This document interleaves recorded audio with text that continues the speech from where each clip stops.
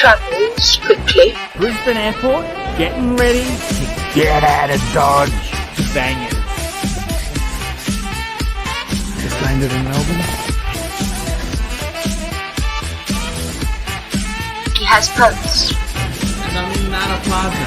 I want you badly! Honey! Honey, honey, honey! Gay men. He comes over water. He travels with others. Where's your wallet, fucker horn? Hey Mark, it's really great to see you. How's the tour going there? He will oppose. QR's got no one to blame except themselves. Fuck you! Fuck you! Fuck you!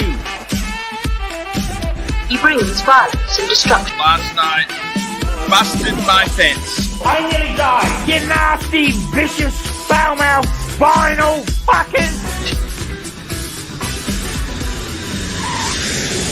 Are you okay? Yeah. $50 soda water shower. No, thank you.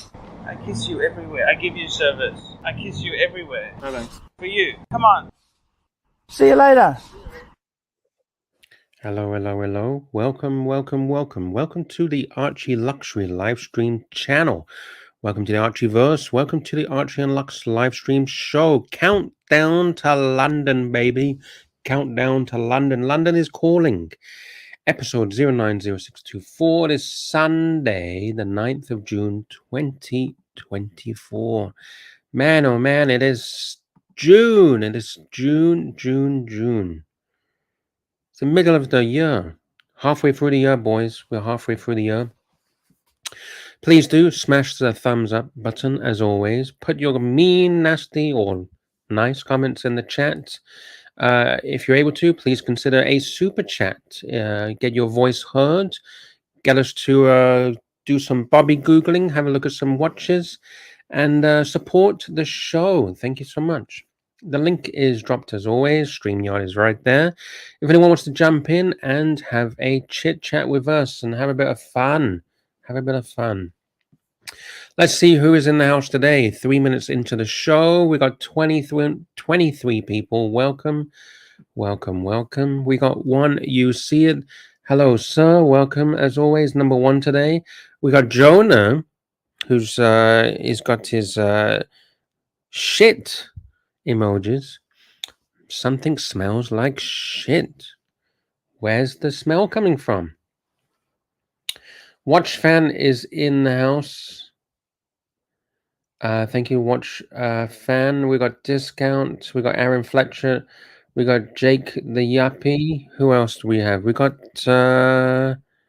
who else is here? We got Mikey Casio GTR. I think we got Patel Philippe. Hello, sir. How you doing?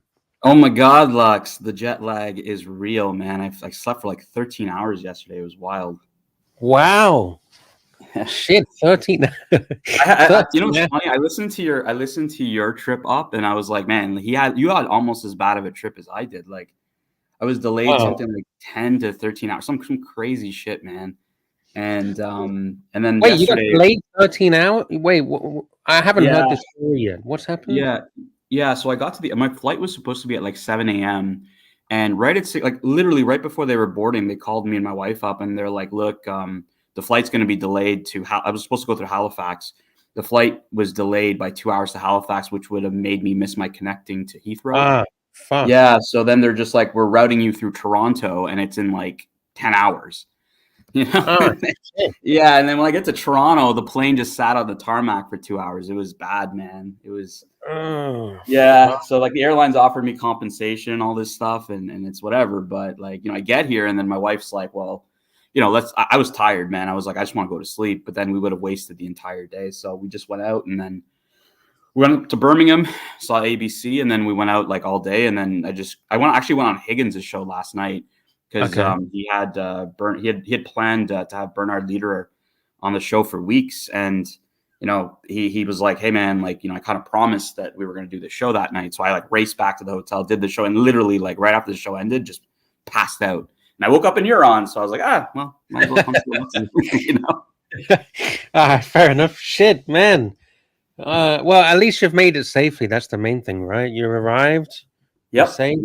Yep. It And, was all is okay. honestly, it's a little cold over here. I was not expecting it. I was here last year at this time, and there was like a heat wave, so it was like maybe 25 Celsius, almost 30 Celsius last year, and now it's like what, like 18.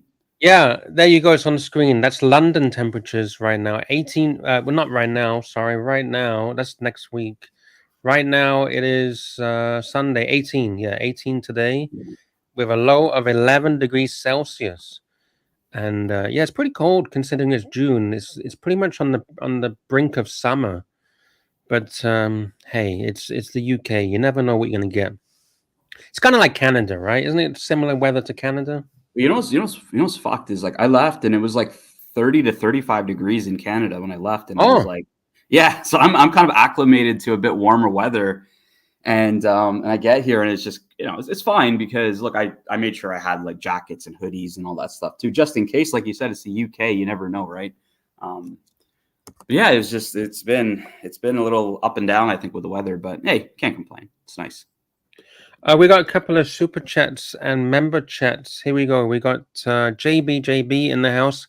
Thank you so much. Member for 18 months. Wow. He says, every time I say wow, I just think of that fucking clip. Wow. Wow. The bag. Yeah. Have a great show, Fike Face. Thank you so much. Thank you. I hope you enjoy it. Plastering Force, £2 British. Thank you so much for the support, for the very kind super chat. Sunday shift. Shit, Plastering Force, you're working on a Sunday. See you at the show on Saturday, Gaza. Fuck, Sunday. Fuck, you should be having a day of rest. But yeah, I hope you have a good day. Don't work too hard. Listen to us in the background as you're doing your work. And yeah, we'll see you in London. Be good to see you. Thank you so much, Plastering Force. Thank you so much. And we have a Dodger member chat for 11 months. Thank you so much. Drop the PayPal for more food for the Big Brother house. I don't know what do you know what Mental Jock's PayPal is? Because Mental Jock kind of organizing it with Jamie. I can try to find it. Yeah, I can try to find it. Archie's not going to be able to do anything because he'll be flying and he's got funerals and stuff. So it's going to be pointless asking Archie, but we'll ask him. Archie's arriving now. Hey, Archie, how's it going? Hey, we got Tanzeel. The Zeal is on. Hey, Mr. Zeal. Archie, I was telling everybody I had like the worst trip ever here, like 13 hours of delays on the planes, and the Air Canada airplane food, Archie, sucked, as you said. I mean, look, the plane and the flight was okay. Like I remember I was telling you I was supposed to go on a 737, and you're like, shit, I wouldn't go on a 737. And then they ended up canceling the flight or moving it and got delayed. Fly business or economy? No, I flew economy this time, and it was on a 777 this time. So that's one of my favorite planes. Yeah, it was a good plane. I'm dropping the Big Brother house. When they put the 777s together, they didn't leave tools inside the body. Yeah, it was good. The flight was good. Like the plane was good. I like that. I was like, you know what, Archie's gonna like a 777. Yeah. And then I landed, and then I took a train up to Birmingham. You know what my favorite aircraft is, Bart? 747. 707. I figured. 4-engine quad jets. They're safer. Quad jets are safer. I think there's still some airlines that fly 747s right now. I think they're still in commission. Yeah, I got to tell you, I think, yeah, I know exactly what you're saying there. You know, Ten, why did you fly economy? What's the deal with that? Hey, because it's expensive. You got to watch the money. Yeah, so he can super chat more. He can super chat. Tanzeel, I'm bringing the books for you. I got a Paddock book. I got the Lamborghini magazine. Mm-hmm. And I got a pen for you. Is that okay for me to take? I think those are all really nice gifts, man. They're very generous of you to bring. I have a gift for you as well, Patel. Oh my God, everyone's got gifts. This is too much. This is too much. Jake, I'm not a very tall guy, so I don't have the same needs that like Archie would, and in economy. If I go in premium economy, it's like a freaking business class for me. So I never really like splurge on it because to me it's not the value, right? Like if I'm a short guy, like I can sit in those seats no problem. So yeah, like like business tickets are often like $8,000. Like if they were 5,000, it would kind of be okay. But it's just like when they're 4 times the price of economy, it's hard to justify. Jake, honestly, so for me, it's more the food, right? Like you get better food in business class, but that was really the thing. And it's like, well, you know, if I'm already laid over for so long, like I might as well just eat at the restaurants prior to going. So. Yes.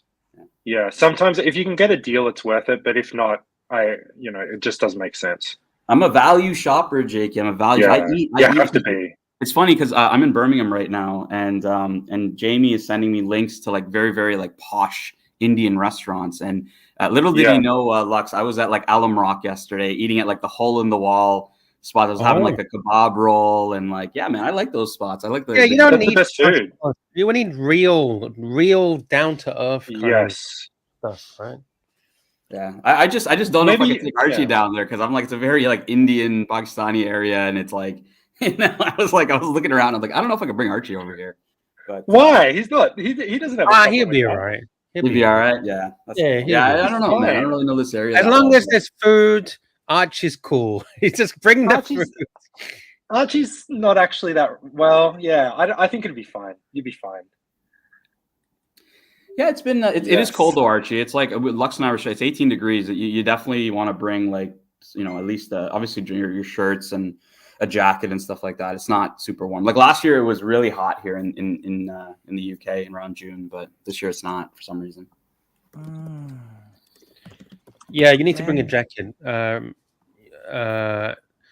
I'm looking now. This is London, so we're looking at what 13th. Low of 12, high of 18, cloud, 11, 18 with a bit of showers, 11, 19, 11, 20. Yeah, Mikey, this is a good comment. I didn't come for money, Mikey. I'm a guy who kind of climbed up himself. So I like those spots. It really kind of it's the places my parents used to take me when I was a kid and stuff like that. Same with my wife's family and stuff. So it kind of gives me a bit of nostalgia going to these because honestly, the kind of places here, Lux, in Birmingham, like we used to have this kind of like big Indian area in Canada, but everything's kind of moved to the suburbs. So it's a bit of nostalgia for me to see places like this because they don't have those anymore, like in Canada. Okay. Yeah. Let me show you something because I want to show you that. 1 second. Let me change rooms. Here we go. Let me change the rooms and turn on the camera. Changing the settings. We need a ceiling view, as always. There's the ceiling view. And here we go. This is the tan, the gift. Oh, cool. Thanks so much, man. We got something here. You know what I saw in the Indian areas was a Greg's, and I was a little surprised to see a I've never been to Greg's, but Jock keeps talking about it. So there you go. Thank you. Lux. What even is that? That's like a supermarket, right? I don't think a Greg's is like more like I don't know, Lux, is it like a Tim Hortons like we have like in Canada? Is it like because they do like sandwiches? They do they do everything. Oh, anything and everything, like donuts, sandwiches, cakes. I think they used to do a lot of cakes, but I don't know if they still do cakes so much now. But it's like a bakery thing. Oh, Archie, yeah. It's originally a bakery. Back in the day, it was proper bakery. It's kind of converged into. There's a lot of breakfast spots like here in the UK. Like just your top. I'm talking about like the cheap breakfast spots. Like you got Pret a Manger, you have Cafe Nero, you have like the Greg's and stuff like that. Like Archie, where do you guys usually go like for a quick breakfast when you're in the UK? You know what? I kind of like to avoid breakfast. Because I've been putting on so much weight, I like to have a nice lunch, and I like to have a nice dinner. That's what I like to do. He said you should experience London culture in Southall and Banglatown, the East End. Yeah, I went to Whitechapel. I think that's a Bengali area in London. I've never been to Southall. It's a bit far outside of. It's not like really. You can't get to it by the tube. It's a bit further out, but yeah. Greg's. You're going to go to Greg's this year because Jock wants to go to Greg's, he said. I want to go to Greg's. Fuck, why is this menu not loading? Lots Bacon. of fries and sausage rolls, right? Lux got the he got the 3G SIM card, not the LT or the 5G. No. I'm getting it today or tomorrow. I'm getting the 5G.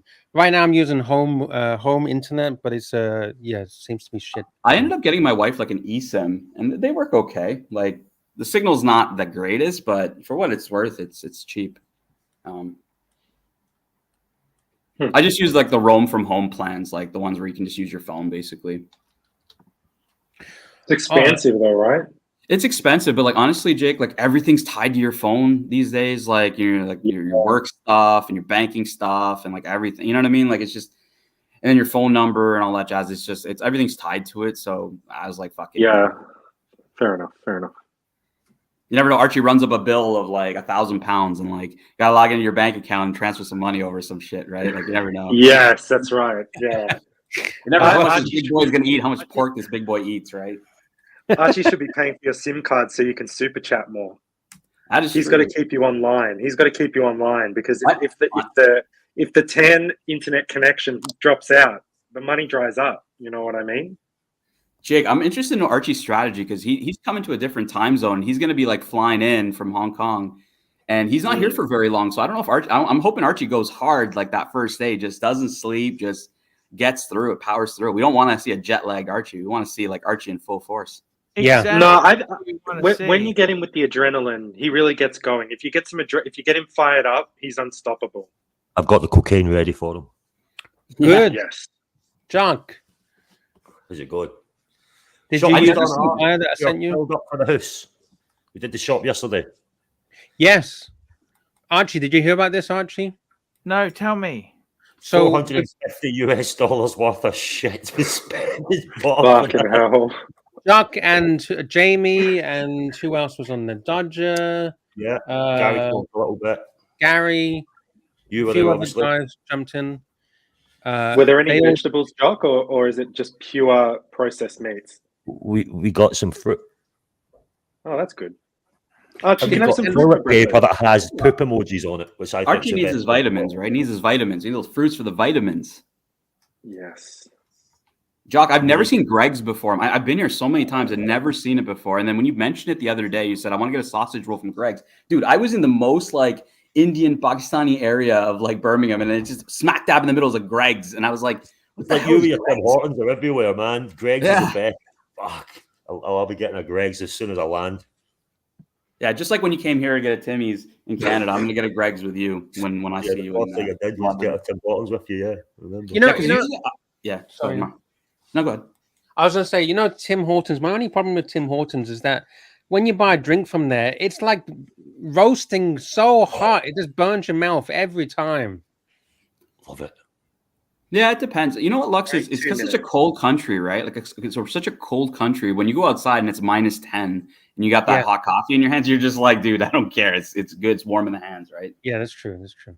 But this looks really good. Like just for a quick breakfast. Like Archie, would you be into this kind of stuff? These sausage rolls and. I got to tell you, that's fantastic. I love any pastries. Pastries are cool, you know. And it's cheap. It's not too expensive. It used to be cheap, but it's getting up. The price is getting up, but it's still pretty cheap. That's pretty cheap. That's like $2 Aussie. That's cheap. Yeah, for Australia, it's cheap. And if they got vegetarian options, they got loads of different options. You got cakes, bakewells, jammy Dodger biscuits. You got all kinds of stuff, Archie. You can have a donut, gingerbread man. It looks pretty good. Oh, it's really good. It's a staple of British food, the old Greg's. They should have one in the airport, right? In Heathrow. Yeah, they usually have one at the airport, yeah. Archie, they do in Edinburgh as well. As soon as you arrive, I'll hand you some Greg's to scoff down on, okay? Hey, no worries. That sounds great. Taste of England. Yeah. £1.20. That's pretty. I reckon that's value. You can get good value. Like you buy like 3 sausage rolls for like £2 and shit like that. That's good. I love a Greg. Like one sausage roll in Australia is like $4 now. Fuck. Yeah, everything's expensive in Australia. It's so awful, isn't it? It's fucked. It's like removed from reality. You know what I mean? Oh, it's ridiculous. Yeah, exactly same too. Yeah, you want to get there when they're really hot. Yeah. Nice. Yeah, Archie, I have to go to this place. It looks great.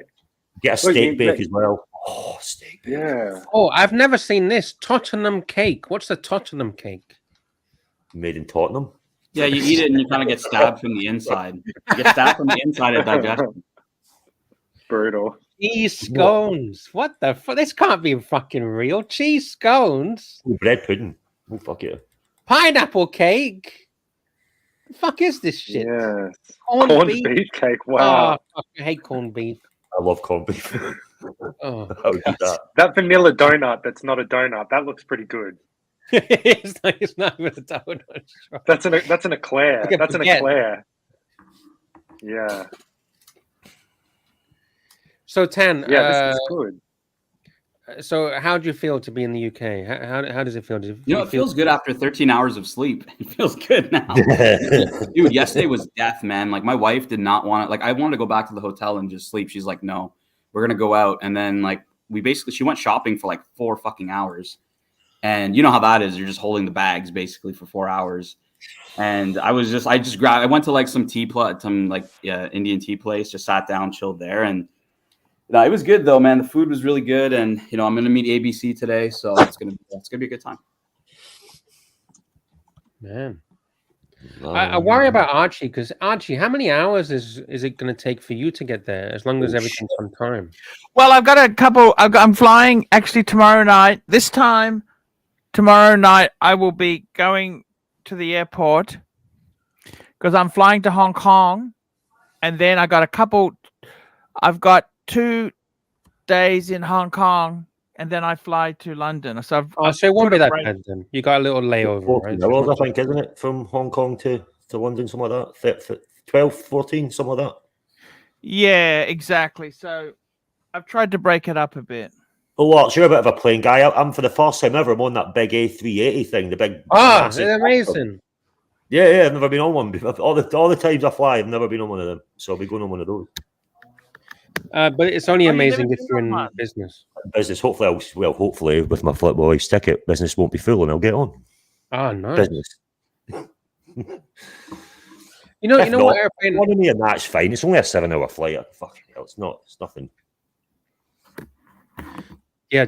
I'm looking forward to seeing you, Mental Jock. Yeah, man. Fucking hell, It's gonna be great. So what's the itinerary? Like, is there a bit of an itinerary that's firmed up? Is the itinerary, Jake? You get fucked up. That's it. Yeah, exactly. That's pretty much it, mate. Just hit the booze, have a good time. I mean, Saturday and Sunday there is because of the watch events, but away from all the watch events, it's free reign. You just play by ear. Yeah, nice. I know Jamie's very much into schedules, but I'm not. You know what's funny? I was gonna say this is the best food, Angelic. The bowel cancer material is the best food. Best tasting food. Damn. Arch, is there anything you want to see while you're over there? I mean, I know you've been before, but is there anything you're sort of like, oh, I want to catch this time in London? Look, I got to tell you, man, I am really looking forward to see the guys in the Bro House. Man, I got to be totally honest with you. I just want to enjoy the house and stay there, and I want to have a great time with the friends in the community. That's what I want to do. And I know you've done the whole Savile Row thing before, right? Like you always go and do that sort of thing. So that's not like that interesting. No, look, and also look, I want to stay in the house. We're going to have a great time. The other thing is Tan, we are going to the show, the watch show as well. Yeah, on Saturday. Okay, I told D to organize it with you. You just arrange when I should be there. Okay. Yeah, I'll sync up with Lux and yourself, and we'll probably go up together, and then D basically said just whenever we get there. He gave me the time, so I'll figure it out.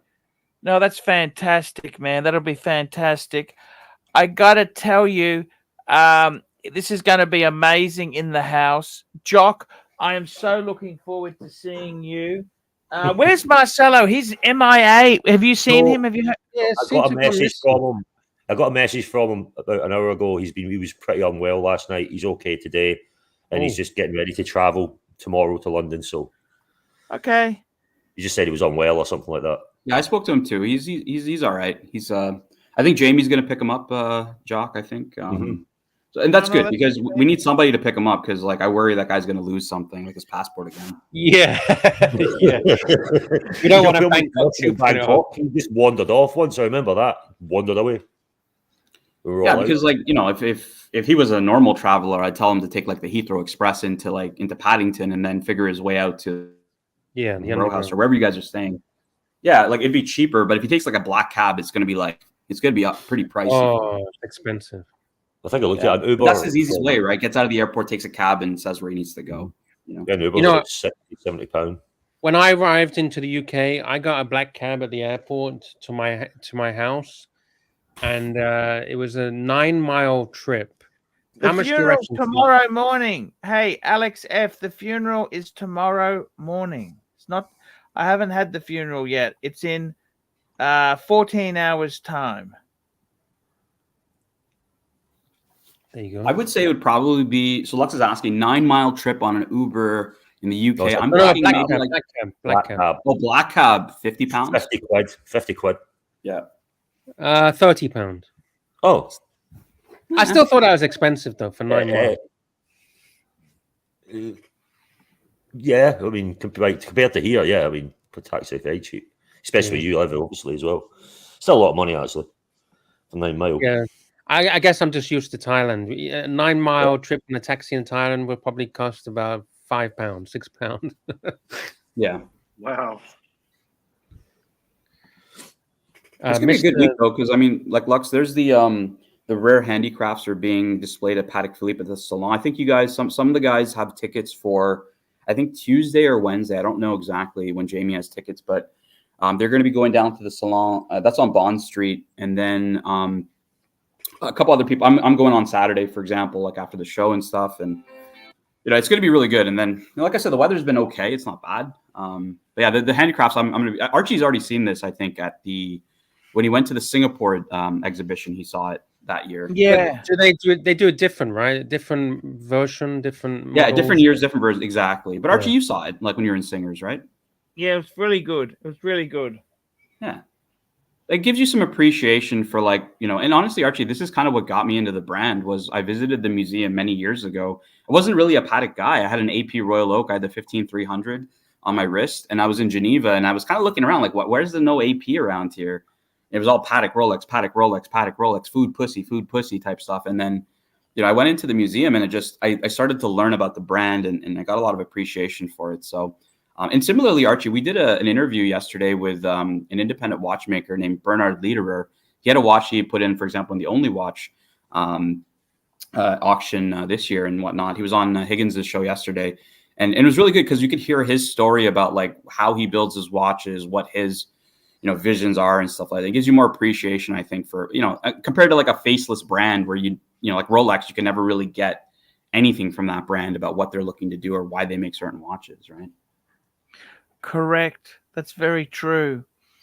It's going to be an amazing trip here. I'm so looking forward to it. It's going to be amazing. Time zone, everything is different, but hey, we'll give it a swing, okay? What was the like? I know why. Obviously, you're wearing the Breguet, but I mean that's a rose gold watch, and you were a little worried about wearing the World Time. Like, I would say a Breguet is going to be, you'll probably be seen more with a rose gold watch than a white metal. I would say that was the last watch I wore before I found out my son had died. And you're still like wearing it right now, and you're just going to keep wearing it. Yeah. Okay. That makes sense. Makes sense. By the way, I got my Omega Speedmaster back today. I thought about wearing my Speedy, but kind of the same thing on the planes, right? If you're in economy, because I had actually hocked that. That was collateral. It's a collateral loan, right? I've got it back today. I see. Okay. Yeah, so I don't. Sorry. What did you do that for? What's the deal with that? Oh no, because I got the Jaeger LeCoultre on credit. Yeah. I had so I've paid a bit down, and I've actually got the Speedy back. Nice. So I got to tell you, I've just got to pay off the Explorer 2, but that's okay. I'm slowly working it down. Okay, slowly working it down. I got to tell you something. I actually went and saw a car collection today, Tanzil. What was in the collection? So this is a private Brisbane collector. Mm-hmm. One guy had a Lotus Esprit. I love those. He had a Mercedes 600, the 1970s 600. Yep. He had a 300 SEL 6.3 1970. Ooh, nice. And he had a 1950s Fakel Vega. I don't know what that is, but the rest of the collection's really cool, man. Okay. Ringo Starr had a Fakel Vega. Okay. They were a French coach builder. And they were like a bespoke handmade car. I'll just pull it up. I'll pull it up. Yeah, they're extremely. I'm a bit of a car nut, so I know what these are. But just bringing it up here. Ringo Starr had one from the Beatles. Wow. What color was it? It was blue. It was blue. Oh, nice. I like that And red, man. That red looks It nice. was like this here. It's like this one here, 1950s. Wow, look at that.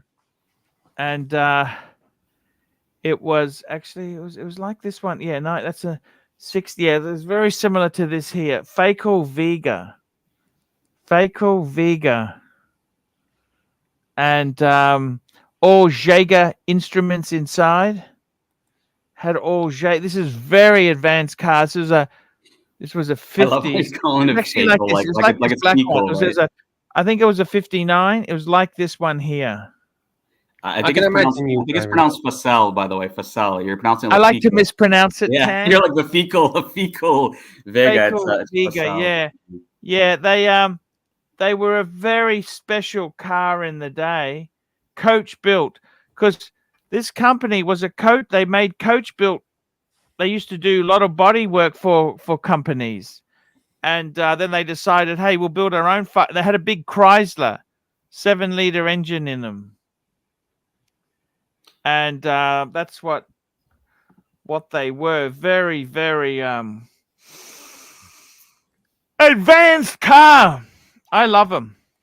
You know, that's kind of the beauty part of the UK too, Archie, is like, even when I go to the US, like it's a car culture, but more domestic car culture. You come here, it's like you see everything. It's really cool. Not just the watch. I'll tell you what else he had in his collection, Tanzil. We went to his neighbor.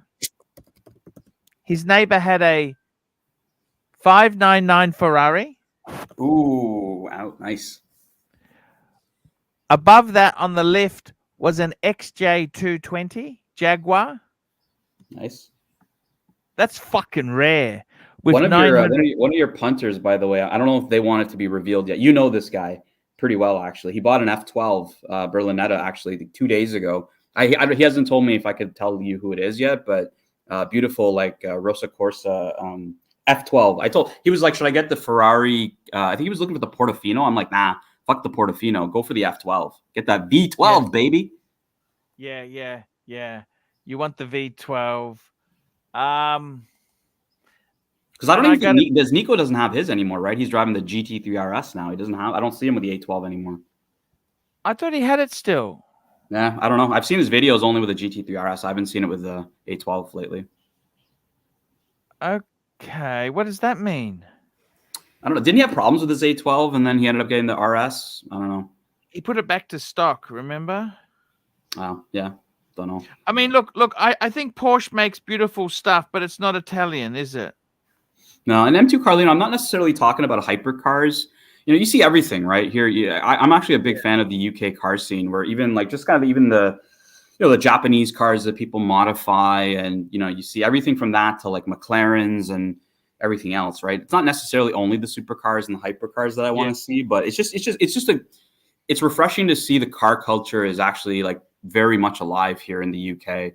And it's different than how it is in the US, and probably different than how it is in Australia. So it's interesting for us to see as car enthusiasts, I would say, Archie. He had a Mercedes Pagoda. He had a E-Type Jaguar 4.2. That's a Series 2, a Series 1, I think, Series 1. He had a 2 Aston Martin, a DB6. That's an amazing. I have a friend who has a DB6. It's a beautiful car. My friend who has a DB6 just got a Miura, actually, an orange Miura. Fuck. Yeah, he's at the Formula One Grand Prix, and 2 years ago he brought his 300 SL, the Gullwing, to the Montreal Grand Prix, and Lewis Hamilton punted around in it with him around Montreal. So he's got photos with Lewis Hamilton and stuff, which is really cool. He's kind of the guy, like, whenever I go to the Montreal Grand Prix, if I want to meet like anybody from like those racing teams, like he usually has. It opens a few doors. Yeah, he definitely opens doors because, like, you know, obviously he's tied very closely with that, but he's also tied with Ferrari. He owns an F40, and he owns a what's the Dino? Is it the 206, 296, the race car Dino? Not the 400, the one before that, the 200 series. He has one of those, but his Dino was a former race car that was like it completely so the Dino, got you had a 206 and a 246.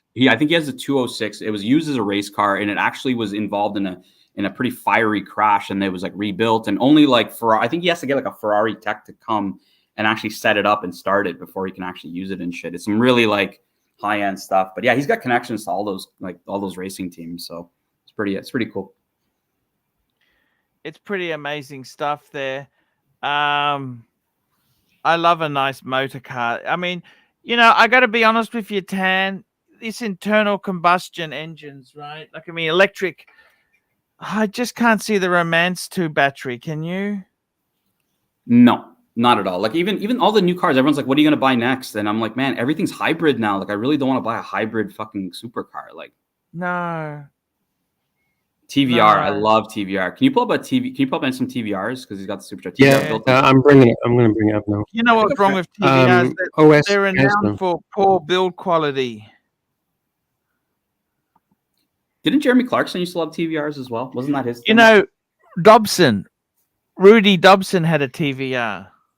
Oh, I didn't know that. I didn't know he had a TVR. Did he have like a Chimera? What did he have? Do you remember? He said it was a piece of shit. That's what he said to me. That was the first decent car he bought, and he said it was garbage. That's what he said to me. Hot garbage. TVR was built in Blackpool. Yeah, TVRs are cool, man. Yeah, there's one guy who imported one to Canada in my car club. Yeah, just very unique. You don't see them around, outside of the UK, I would say. This is what the factory looked like. Look at this. You wouldn't have a clue that this would be a TVR factory. You know what, Archie? I'm going to ping a friend of mine who's very close with McLaren, and I'm going to ask him and see if like maybe we could go down to Woking and get a tour or something like that of McLaren. He went, and they let him test drive the new 750S prior to its release. So I'll send him a message and be like, hey, if you gotta connect, maybe me and a couple of friends may want to go down to Woking and see McLaren, the factory, if we could do it. You don't see that interested in McLaren. I love McLarens. You know that? They're dog shit. They're dog shit. They don't fucking work. They break all the time. They're dog shit. I got into an argument with a guy at a rally where I was sitting at the dinner at the end of the rally, and I was like, oh, I'm kind of surprised your McLaren made it the whole way, and he fucking like lost it on me for saying that to him. I liked McLarens when they had BMW engines in them. The F1, baby. Yeah. Look at this, Archie. Would you drive this? I'd rock this. Yeah, that's the TVR was always famous for the two-tone paint job, and we got Saad in the house. Hello, Saad. Saad. Oh my God! It's been ages. I'm mute. Archie, I just came to ask you a question, Archie. Yes, sir. No. You can't just ask a question. I need you to rate something for me, Saad. After you ask the question, I got you to rate something for me. Okay, Archie, what is a watch and why is it important? It's an instrument to measure time. See, time is the most precious commodity we can ever have. So a watch is a precise instrument to measure time. That's it. That's your without time. Without time, it would have no bearing. Where would one thing start or one thing stop? It'd have no unit of measurement. Right. So it's what everything evolves off is time. Time is very important commodity to have, Saad. Archie, is time important or food?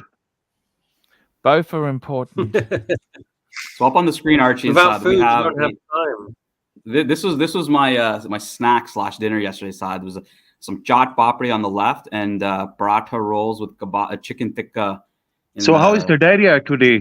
Oh, it's good. It's sitting. This is not in India, man, or Pakistan. It's sitting good, baby. Then drink the water. Nah, it was good, man. It was good. It was good. This is, this food, if you are constipated, then doctors tell you to go for these. Yes. You know what? It wasn't spicy at all. I was mad. I was like, they had all these like this is bad, man. I loaded every single one of the chutneys on, and all of them were like not spicy. If you are in the UK, you need to bring your own spices from abroad. It's Yes. san masalas, all kinds of tikka masala. You should Yes. bring them along with you. Yes, yes. It's really that bad? It's got a reputation for being good. No, they don't put too much You need to have good, masala. proper spices. I like spicy, I like it authentic. By the way, we got a super chat. JB, 20 euros. Thank you so much, JB, for supporting the show. He says, Arch, enjoy London, buddy. Yes, Archie? sir. I will enjoy London. That's for sure. Archie. Yes, sir. London will be amazing. Thank you so much, JB. JB, thank you so much. Looking forward to it. What a great what do you think? Sorry, yes. So, Tan, what do you think about the left-hand watches from Rolex, like the Day-Date they used to do, few other sports models, and now the Sprite? What significance it has? I like the they did the there was an auction on the 1803 Day-Date. I don't know if you saw that. It's a left hand. They said they did them very, very few of those. And like you said, they had the GMT in the left as well, and others. Like, I don't particularly like left-hand drive watches, but I would definitely buy that 1803, man. That is pretty cool. It's just unique, right? It's something different. I think for that I would buy it, but yeah, I don't really like left-hand watches personally. I'm left-handed. I would like this. I have to. Sorry, I went to interrupt. Okay. Yeah, that's the one. There's the left hand, right? 1803 that you're talking about. 4 days ago. Yeah. Yeah, that's cool. That's cool. 80 to 120,000 for an 1803 Archie. Non-quick set. Non-quick. You're gonna be like, by the time you wind that and get that set properly, you'll be in London. you can find one on my display picture. That's also the left hand 1803. Have you ever had one, Saad? No. It's very rare, man. This is custom order. You see, this is called the pipe and dial. Then why is it a pipe and dial? Well, you got both it's kind of a double. 100%. Yes. No more explanation. It's done. Step dial, yeah. Go for it, Lux. Big super chat. We got an almighty super chat, $100. Wow, from Nelson Oliveira. He says, glad to see all the guys in the house enjoy London, and we need a pic of everyone at the palace with King Charles. Absolutely. No, good so idea. You should give him a call. Archie, give him a call. Tell him Archie's coming to town. The Pontiff, the Pope is visiting. No worries. That's fantastic, man. Archie, what do you think of these street food prices here? You got £4.50 for some boiled rice. The biryani is like £9. Not bad. No, it's pretty expensive. This is Aussie prices. Street food. This isn't even like your typical curries. This is just your street. Like Saad, this is like tikka rolls, like jots. This is what a lot of the food is. How much is naan? Well, you see the paratha rolls. That's basically like what I was showing in the other photo. Was like it's basically they're very expensive, terribly expensive. Yeah, it was like $18, $19. Nice. Yeah, Jesus. Yeah, for those. These are Aussie prices. This is expensive. And this what is this? Alum Rock prices? This is Alum Rock. Yeah, like this is not like the Ritz Carlton. No, this is Alum Rock. No. This is like hole in the wall prices. Jesus. And these are all appetizers. These are appetizers. Jesus. Yeah, so that's the thing. I went into this place, and outside of buying like the mixed grill, everything else is basically, like you said, appetizer, street food. Yeah. That's why I said Listen, it's my snack / dinner. Was basically this. even if you order the whole menu for one person, it's not enough. Oh, dude, I tried to order as much as I could, and I couldn't finish all the food. It was good. Then I had one of the karak chais afterwards. Oh, that's important. That's important. Yeah.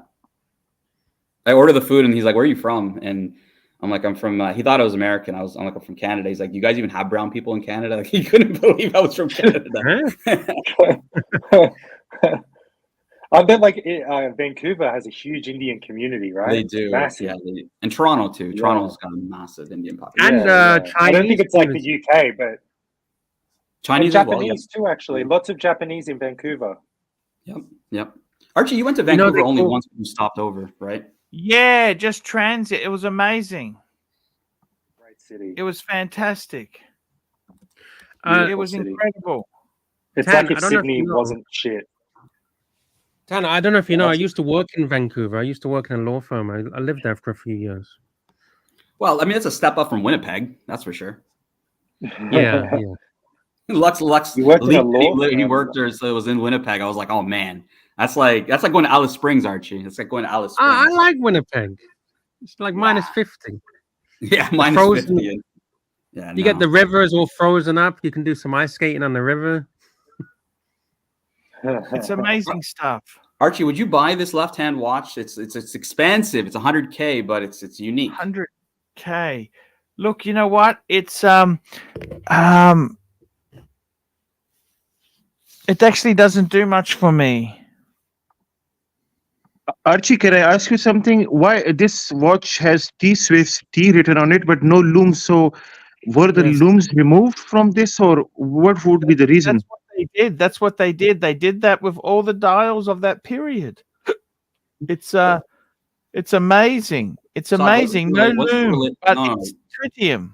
No, wasn't it related to like some kind of a U.S. embargo or something in the U.S. where like that's correct, but but usually with the 4-digit, that was not too much the case. Back in the day, tritium was not so much radioactive, which is now these days. Exactly. The only other one that's similar to that story, Saad, is the Archie. It's a 6542. That's the original GMT Master, where they did the radium in the actual Bakelite bezel, and then Rolex actually recalled it in the United States to replace. That's why you don't have as many outside of the cracking of the Bakelites. A lot of the Bakelites got recalled, and then they got changed because of like the embargo / not embargo, but like the health reasons. Yeah. Yes. It's interesting. I've got to tell you, it's pretty amazing piece. Would you want that? Would you want that, Saad? No. Actually, due to its now the problem is this is white gold, right? Because the same reference came with the platinum also. So 1804. Yellow? That's white, is it? White gold. White gold. Actually, the problem is back in the day, it was not that pure white, which is now. It was white gold plated kind of thing. Oh, interesting. So over polishing you could see the bronze coming out. The bronze tone, yellowish. Yeah. When he means plated, does he mean like rhodium plated? Yeah, rhodium plated. It's the same thing with the Patek Philippe. You know what, Archie? You guys are gonna hate me for this. I actually prefer those in the Patek Philippe's. The sheen on the rhodium plating is actually just much nicer than the gray gold. It's controversial. Not everybody's gonna agree. I agree with you. I totally agree with you, Tan. I really love it, man. I had it on the 5035, and it just looks so much better than the other ones. Yeah, it's got a gloss. It's got like a shine to it. You know what I mean? Yeah, but Saad's right. I got to tell you, I'm a 5030 guy now. I'm a 5030. I love that watch. Want to pull up a 5030 for us, Lux? Actually, about the Patek Ellipse, was that a successful model, or what position it had in the brand, the Ellipse? Well, it was successful when it came out in the 60s and 70s, but it kind of didn't. It's like a lot of things. It was very popular in that time period, but later on, it's different era. It was incredible. It was the #1 seller in the 60s and 70s, because it came out late 60s. In the 70s, it was the one to have, Saad. I see. Okay. But Rolex, people didn't want the sports watches. They wanted Datejusts and day dates. Well, the Datejust was a sports watch back then. Well, sort of, pseudo, but it wasn't a professional line.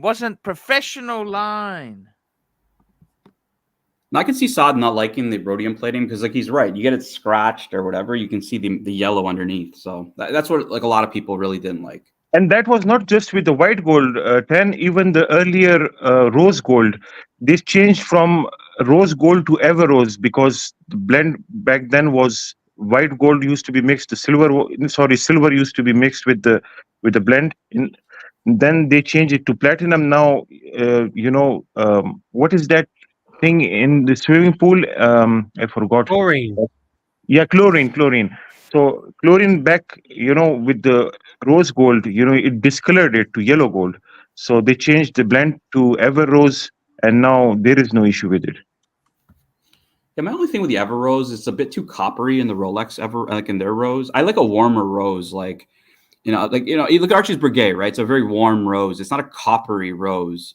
But you pull up an Ever Rose, it's a very like coppery looking metal. Yeah, you can see that pretty clearly. But Archie, do you have yours on? You have your Breguet on? Yes, I do. Yeah, let's just make Archie full screen. Do you see that compared to this, right? Like it's a warmer tone. Red. That's what to me is pink gold, rose gold. Rolex is a bit too coppery. Can you go to the left? Yeah. It's a very soft rose gold from Rolex. Yeah. The Patek one is very rose as well, right? No, it's a warmer. It's similar to what Archie has. Yeah, that's what I'm saying. Like it's rosier than this. This is less rosy. Yeah. But I think that's part of why they do it, right? Is to really have that distinction with yellow gold. Whereas in Patek, like it's you can sometimes mistake them for a yellowish tone in the right light. It's amazing. Yeah, interesting. I love rose gold. I'd love a rose gold piece.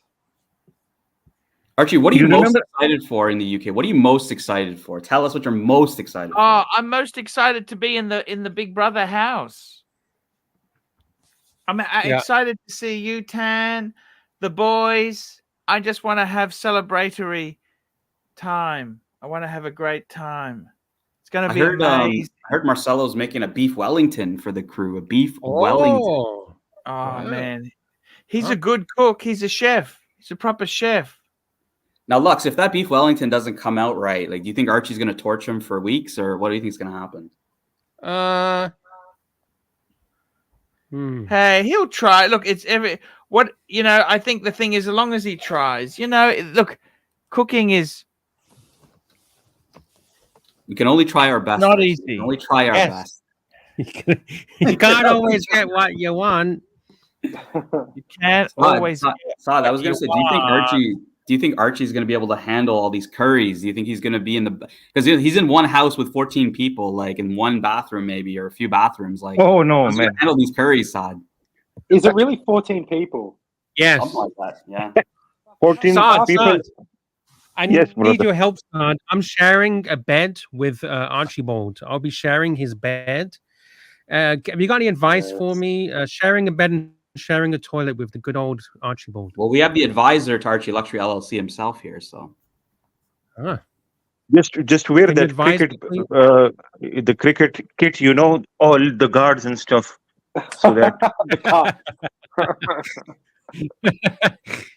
Should I take a cricket bat with me as well? You never know when he's sleepy. In his sleep he can do lots of things. Yeah. How cute is Archie? Look at him.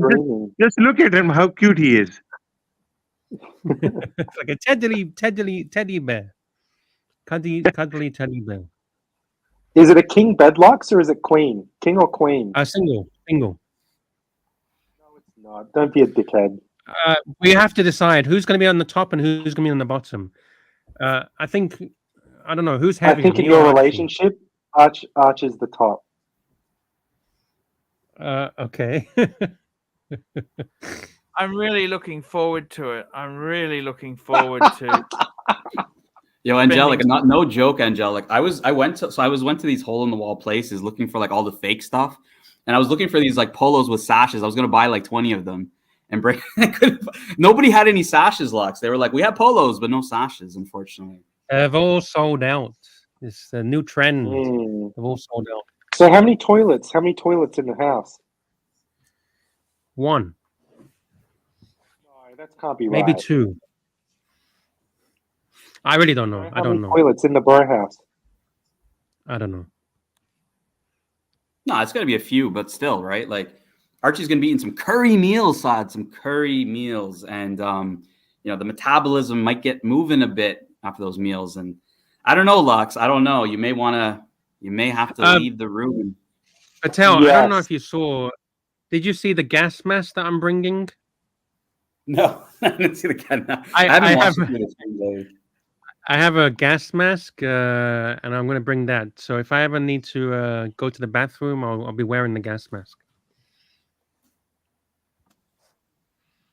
Oh, we got a message from that.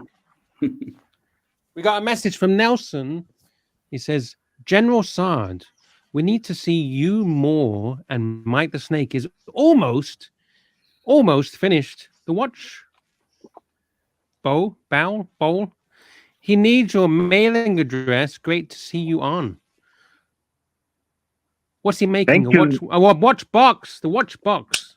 Yeah, you know, I gave him a great advice. At the time, it was a windfall profit he could make. Too many people were buying watches, and you know, with the watches, you always need accessories. And like Archie always says that he needs to fill the box, and it's a great organizer, and people were investing in these watches. I was serious about it, and the guy is too lazy, man. The first time I saw him. But hold on, you asked him to make a watch box out of burnt Pantera parts. Like, it's going to take him a little bit to make that watch box for you, bro. You know, it would be very expensive, actually. Like, people use, there is a watch company that uses Titanic, pieces or something like that. So he could have done that with the Pantera. But the guy, the first time I saw him, I was very excited to talk to him because I thought he was Steve Wozniak. But you know, Archie, do you know Steve Wozniak is? Yes, he's one of the co-founders of Apple. I love him. Actually, have you seen him in interviews? He's really cool. I have. I thought Mike the Snake because he looked similar to him. So I was very excited to learn. He doesn't listen to bullshit either. Guys, I got to shoot off. I got to get to bed because I got a long day ahead of me tomorrow. I want to say thank you. I just came on to give Luxie some support. Tan, I am so looking forward to seeing you. Sard, it's an honor to have you on, man. I am so pleased to have you on. I am always with you, Archie. Always with you. Oh, everybody loves the song. Guys, I'll be back. I love you all. And I will see you in London. See you in London, guys. Good luck tomorrow. Good luck. See you in London. Yeah, I've got the funeral tomorrow, so I'm not even gonna come on the stream in the morning, just gonna go. And I think that's best. All the best. Okay, guys. I'll do the stream. See you later. Alex, love you the best for me too. See you, Archie. Thank you. Take care. Bye-bye, guys. Thanks, Tan. Bye-bye, Lux. Bye-bye, Jake. Cheers, man. Sard. Bye-bye. See you later. Archie. Lux, he's not going to survive that jet lag, man. He's going to show up and just crash. Yeah, I know. Sometimes when you get there, you're running on adrenaline. I think he might be okay. Like, he'll only do that, Jake. If he brings cash at Heathrow Airport, that's the only time he will do that. I tried to pay with cash, but it wouldn't take it. Yeah, that's fucking. Arch is in the late afternoon. Let me check. Okay. You're just getting fired up. Get a couple of cheap drinks into him, and he'll be okay. Mid afternoon. He gets there mid afternoon. Yeah, you'll be fine. He's got the perfect excuse. If he just sits and does nothing for a few days, he'll go, I'm jet lagged. I've traveled halfway around the fucking world. You know how far it is? You know how many thousands of miles I've flown? You know how many hours I've been sitting in that fucking shitty He's going to be complaining about the shitty economy seat, the middle seat, and the Oh, it's middle row, economy, and the is it? middle. Brutal. Yeah, economy's no joke for a guy brutal. his size, man. That's definitely no joke for him. Yeah, or for the person next to him. Fuck me dead. Yeah. Oh, you remember the story? I don't know. I sometimes say some shitty stories on this show, but this one's a true story. A couple of flights ago, on the way to Thailand or way to UK or somewhere, it was another Air India flight, and the guy next to me, I was on the window, and there was a guy next to me, and he was with his daughter, and he was sending a message to his family on his phone, and I was peering over. I couldn't help but see his text messages, and on the text message he was writing, there's a fat guy sitting next to me, and his body is spilling out into my seat. Oh no! And I'm reading this, and I'm thinking, oh fuck. So I Is that a said to low him, point in your life, Lux? yes. I said to him, I do apologize if I'm getting into your seat, which I wasn't. I wasn't spilling into his seat as he put it. He had both armrests, because in the middle seat, I think normally they take both armrests. He had both armrests, and I was trying to lean against the window as much as possible. And yeah, it was kind of like you're not Archie big. That's really unfair, I think, from him. Archie big. That's a bit unfair to Archie, isn't it? Well, Archie, you're smaller than Archie. Archie's lost weight. Archie's lost weight. He has, but I think you're still even smaller than him, right? I think so. Yeah. But hey, I'm not ashamed to admit it. I am a big guy. I'm a big guy. Hmm. Yeah. Yeah, I hate it because I'm tall when I'm on the fucking things. I hate it. The one thing though I am proud of is that I don't have to get the seat belt extender. Has anyone ever received a seat belt extender? No, because the seat belt's not big enough? No. That's embarrassing. To have to do that. Yeah. I did sit down in a seat once where someone there was a seatbelt extender already there. Someone had used it, and it was fucking huge. Like I could stand up. Oh, we've lost sound. It's that big. Okay. Wow. Since Sard came on, I haven't seen him in ages. Yeah, he came on a few days ago, I think. He was here. Yeah, I talked to him when we got news of Archie's son. So here you go, 10. Look, here's my Canadian. Ooh, there you go. Canadian social insurance number. Proud to be a Canadian and Irish. And British. Why did you work at a law firm? Why not? That's what I've done all my life. Do you have a degree? Yeah. Sard is back. I also have what you really need, and that is the care card. British Columbia care card. Is that like a health card? Is that health insurance? Yeah. Government health insurance. Nice. Yeah, we do those by province here, Jakey. You get your universal health care by province. Yeah. Yeah, that's a weird way of doing it, but as long as you get it. So Archie had Lux had all the socialized healthcare that you could have used. Yes. Yeah, but I never used it. So look, Lux, you go to Pakistan, all you need is a Saad card. He'll take care of your health insurance. Just a Saad card. Yeah, he'll tell you health insurance. How do I get a Saad card? Saad will make sure that there's bodyguards and there's a chauffeur, and that the cook is making you the meals from the local water. So Saad will treat you right. I just need 10 virgins as well waiting for me. Well, you're gonna need probably like a diaper if he's gonna use the local water. So I saw some videos of Pakistan on Instagram. It looks beautiful. Like I didn't realize it was so physically beautiful. Yeah, I mean, I think prior to I think when Edmund Hillary and them went for the ascent on Everest, prior to that, India, I think was the pass up was closed, and I think they had to go through Pakistan to, like, the people trying to go up Everest in that time they had to go through Pakistan and not India or not other areas because they were the wars and stuff like that and political situations. So the mountainous areas are very beautiful, Jake, from what I've heard. I've never actually personally been there, but my family's been there. And you know, I'm sure Saad's been there, and Saad could probably tell you more about it. But Yeah. I just saw some videos. I was like, fuck, that looks amazing. a lot of people go for like the food I showed earlier. That's all like street food, and that's actually quite popular these days. It's just people doing street food. Me, I'm more of like a, you know, like to have like the curries and, you know, rice dishes and stuff like that. But Yeah. Nice one. So, Dan, what's new with watches? Any latest purchase or? yeah, you know my latest stuff, I think. I've been looking for, I'm probably looking to either get a chronograph. But, you know, honestly, Saad, even the chronographs, I don't like the new 5172. So don't know, man. Don't know. I've been more looking at the obscure stuff that you and I were talking about, like that left-hand drive. And I actually want to get a stone dial day date if I could get one. But, you know, they're not easy to find. Which one do you like, Dan Stone? Which stone is your favorite?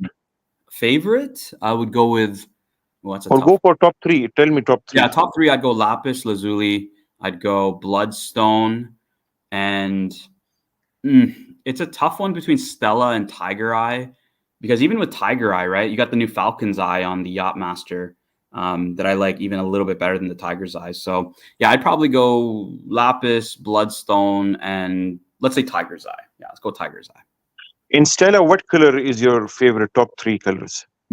Stella, I like the yellow.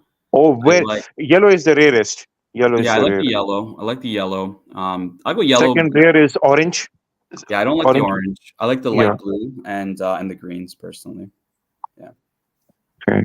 And this is kind of like the OP before the OPs happened, right? Like was when Rolex was doing these in the Stella dials and the day dates, but just so much cooler, right? Yeah. And 038. So these are 03, a single quick set, not the 238s. Yeah, these are single quick. No quick set. That's single quick set exactly. And Jake, you have double quick cool. set. You have 238, right, Jakey? Yeah. Do you not think these dials are a bit matte though? They're very. Wouldn't you want a stone that's very varying in color, like a different? Yes, exactly. You're right. You know, because it just looks like it's painted. It doesn't look like a stone, right? It's too perfect. No, these are painted. These are painted and then lacquered. Many layers of lacquer were used. And the problem with lacquer is tan and lux. After some time, the lacquer becomes yellowish, right? So you will never find two exact Stella dials. There will always be slight variation. Some will be more yellowed lacquer. Some will be a little bit in better condition. So lacquer has this tendency to become yellow over time. Well, that's the beauty of stone dials, right? Even in the new Meteorite Pepsis, everything's different, and you're basically getting a unique watch on every single one of them. Yeah, right? So I think that's almost a positive. Like, yeah. But that's the thing that Depends on drives how me it to ages. it. You know, like I love the champagne. Like I love yours, like just, you know, the classic, the champagne. But for me, it's like if you can get a bit of flair in the watch, a bit something unique to it, right? Like I think the blue one right there is, I think that's a lapis style. Yeah, beautiful. But even Saad, you know, like the bloodstones, right? Like so bloodstone Lux has both green and reddish tinges in him. And Saad and I were talking about some cheaper ones that don't have any red in them, and people seek out like a perfect looking stone dial. And not all of them. That one was could be, you know, easily mistaken for a Jasper dial. So Jasper and Bloodstone, the only difference between them is the red spot on the stone is a Bloodstone. Otherwise, it's a Jasper dial. But only some Bloodstone dials have very few or next to none red spots, and people mistake them for Jasper. Wow, that's green. Yeah, wow. Look at the red blood, you know, spots on it. Lux, can you Some put of the other ones, the Falcon Eye Yachtmaster? So the Tiger's Eye day date is everybody. I don't know. Maybe pull up the Tiger's Eye first. The day date, because you already have day date. Just type Tiger's Eye. Because Tiger's Eye and Falcon Eye are similar stones. I think they're related stones. yeah. So you see like the I love horizontal. the Tiger's Eye. That's amazing. Yeah. It's my favorite. Yeah, this is one of my favorites. But Lux, if you pull the Yachtmaster Falcon's Eye, because Falcon's Eye is also it's a modern stone dial you can get. Hard to get, not easy. I think even Ali Reza was talking. He's on the list to get one, but this is the Falcon Eye Maybe pull up one that has more blue in it, like a blue, kind of like the middle one. Creations, yeah. Great. Like that. Related to tigers. Yeah, that's cool. And like you're saying, you see the differences. This one's got so much blue, whereas the other one's got hardly anything, right? It's every piece. Now the one with hardly anything would be for less price in the secondary market than the one with more cracker. So always go for the one which has more detail on it. But that's the problem, Saad and Lux and Jake, is like these are so hard to get from the dealer. Like I think Bear has said his dealer hasn't seen one. Ali Reza, same thing. Like everybody's trying to get one of these. And then when it does come up, let's say your dealer does get it, they're only gonna get one. And like Saad said, it may not be one you want. So it's a tough call, right? Do you take it? Do you not take it? Right? Yeah. You just have to, And it'd be hard to, even a pretty mediocre one, it'd sort of be hard to pass it up even still, right? You'll just never have the opportunity again. Yeah, that's the problem people have with the Meteorite Pepsi is a lot of folks picked up ones that just don't have great dials just because they had to, right? It was offered to them at retail. But Bear, I think Bear bought his on the secondary, and because he was like, no, I want to specifically pick my dial. Like he knew he was going to spend the money. It wanted to be the one he got, and and it was pretty perfect. So yeah. This is the thing, like Saad, is all the variation. Like I'm more into like looking at this stuff these days, Saad, and probably looking to buy some of these things than the Patek Philippe's that have come out. Like I'm not really hot on a lot of them. So I really like this. Is like truly special. Yeah, this is the bloodstone. The aventurine. So what do you think about the opal dials? Black opal used to be very rare on the day dates. Black opal. Black opal. This one, Yeah, black opals are okay. It's to me, I'm more. If you're thinking black dial side, everyone's going to say onyx on black. No, but this is called black opal, but it is not black. You see this one? Black. Yeah, that's a cool watch. From Australia, right? A lot of the opal industry is from Australia. Is that right? Yeah. Mostly from Queensland, I think. I don't know. This is aftermarket. I was just like, what the fuck is going on here? If I were to get an onyx style, I would get the T-Swiss T one, the one you were talking about, Saad, because it has a cool story in it. What the fuck is going on here? Yeah, this is aftermarket. They never made this. It's all garbage. It's cheater. Look, even the Rolex logo is at a tilt for some reason. You see, it's at an angle, and it's all faded. It's all fucked. It's disgusting. It's a crimes against horology. It's against the Geneva Convention. It's disgusting. Oh, look at this. This is cool. Yeah. Audemars Piguet. Yeah. There's something about the Tiger Eye. I like it's just got a vibe to it that I really, really like. I love the Tiger Eye. They're still making lapis on the day dates, right? Yeah, I saw that. I'm not. I prefer the older ones, to be honest with you. Like the new ones are, I don't know. Don't they have like Romans on them and diamonds? Yeah, they have Romans on them. Exactly, the new one. Yeah. Yeah, the older ones are so much nicer. But like Jake, like honestly, like I've always loved just a standard champagne. Like to me, that's the classic. But if I was gonna get one, it's hard, right? Because finding these ones are like obsidian. Like for example, Saad and I have talked about this where. This looks like a damaged dial. This looks like a damaged dial, huh? Water damage.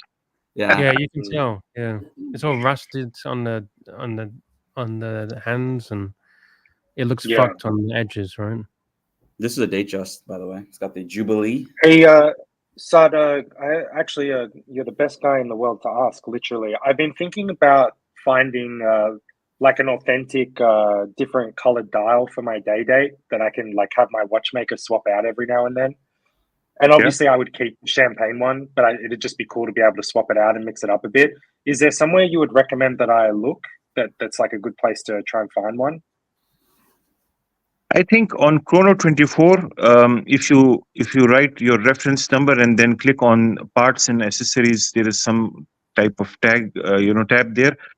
You will find lots of good shops which are already selling. Just note down the name of the shop and contact them directly. You just need to see their review on Chrono 24. If they have been given 5 stars, 4 stars, but tell them to give you high resolution photographs through email. So the problem with these is sometimes there is this very hairline crack which is not seen by the seller and but Sure. both visible Yeah. in real life. So They are very dial brittle, is right? dial. You have to be very careful with it, especially with the stone dials. Or Okay. also the wood dials. Wood dials have the tendency to crack, or wood. The problem with wood is moisture. Sometimes it's water damaged. You have to be Yeah. careful with it. Okay. Oh, I never Also, knew they had Cool. wood tiles. Yeah, they do. yeah, they had birchwood, they had Wow. sequoia, they had lots of walnuts. Very, very nice watch. Oh, Also with diamonds on them, very special diamonds. I think a lot of these stone dials, Saad, were even marketed to like the Asian market as well, right? It was more those markets that were buying them than I think even the US markets were buying them back in the day. Is there any identifier on the paperwork that says it's stone, or like if Jake swapped it out and nobody would know necessarily? Look, let's suppose if you give the watch to Rolex for service, they know they have the serial number of the watch. So when they put that in their computer, they will know that which dial this watch came with originally. They would know it. However, on most of the papers, it's not mentioned. In some of my watches, the dial is mentioned, and on some of them, there is no mention. So technically speaking, nobody would know whether you have swapped it or not. Right. Interesting. Well, that was the thing, because Lux, just to see what Lux is showing here, this dial chart. So at the dealer back in the day, Jake, you could just literally say, I want to order, which style dial do you want, right? And you just order it. And that's why I wasn't sure if it's like you just order an 18038 or an 18238, you get whatever dial you pick, but it's still, just shows up as that on the paperwork, right? Which And also... they had a separate catalog for the dials. I'm not sure whether I've shared with you before or not, but there was a proper booklet where you could select the dial. They had code on them, and they just made a unique piece for you. Well, that's what makes it so hard to buy amazing. those, Saad. And this is what's kind of held me back is that whole point is like, you don't know if it's been swapped. And if it's been swapped, then it's like, well, am I buying an original? You won't know until you send it to Rolex. Not everybody sends their watches to And Rolex. even now, I'm talking about the early 2000s or maybe even later. Dial swapping was not something very big or considered to be something which would make watch, lose its value. It was just whatever you wanted to do with your watch. So technically speaking, you are not changing the reference number. If you are changing from a fluted bezel to a diamond bezel, then that's of course that doesn't align with the reference number it came with. But dial is a swappable. Even if you change from oyster bracelet, from a president bracelet to oyster, or vice versa, there is no change in the reference number. They both came with the same reference.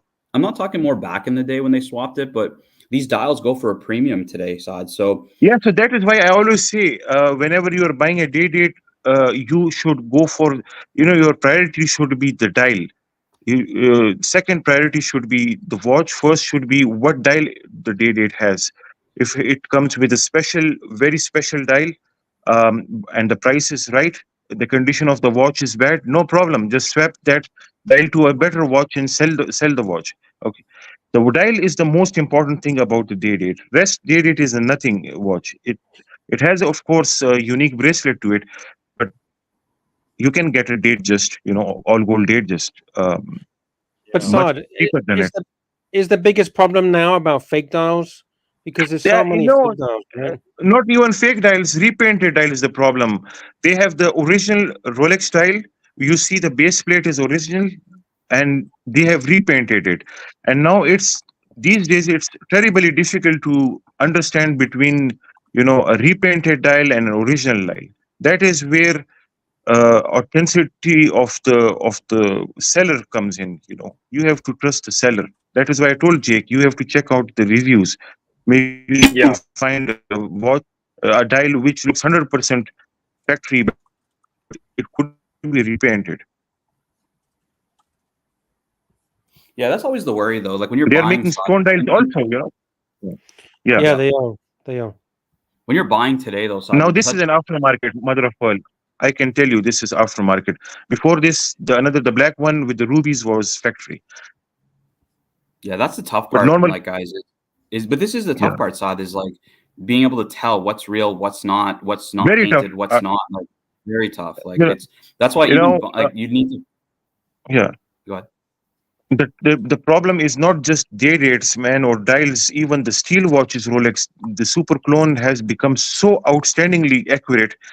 They use the same 904 L steel. The movement is almost same. They are using the proper balance coil these days instead of the fake one. It has become very difficult. What they do is they use original crystal, original dial, and rest of the watch is fake. So it's a Frankenstein watch.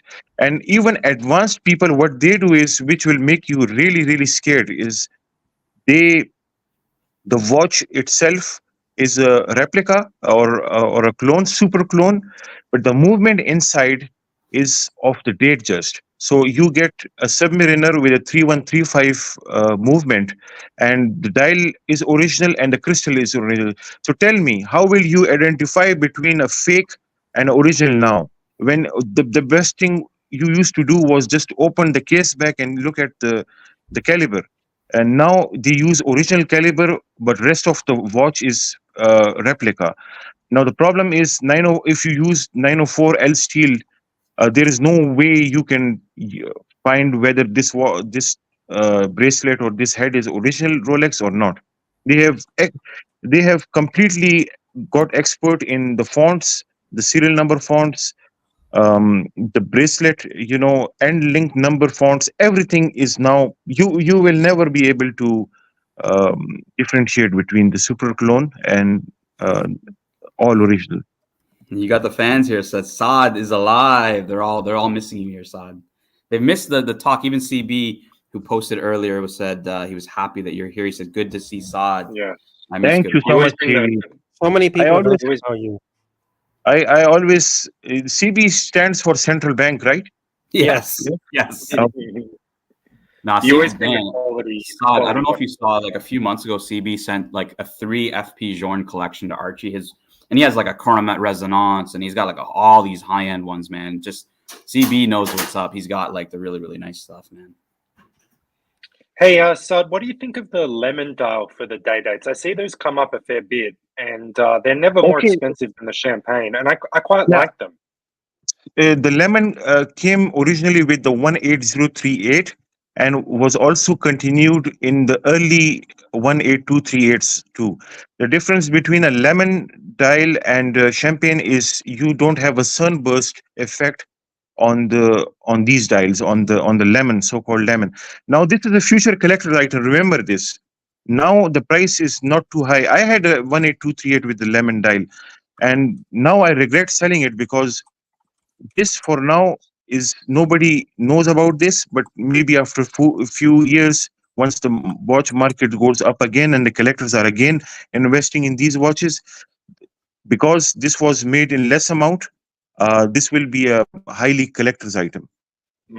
I like it. I think it pops. It's still got like a bit of the subtlety to it. This is more of a matte finish. I personally, I once went to a watch guy and I told him to swap my lemon dial with the champagne because this had no light effect on it. The light could not hit it well. And now I understand. This is a rare stuff.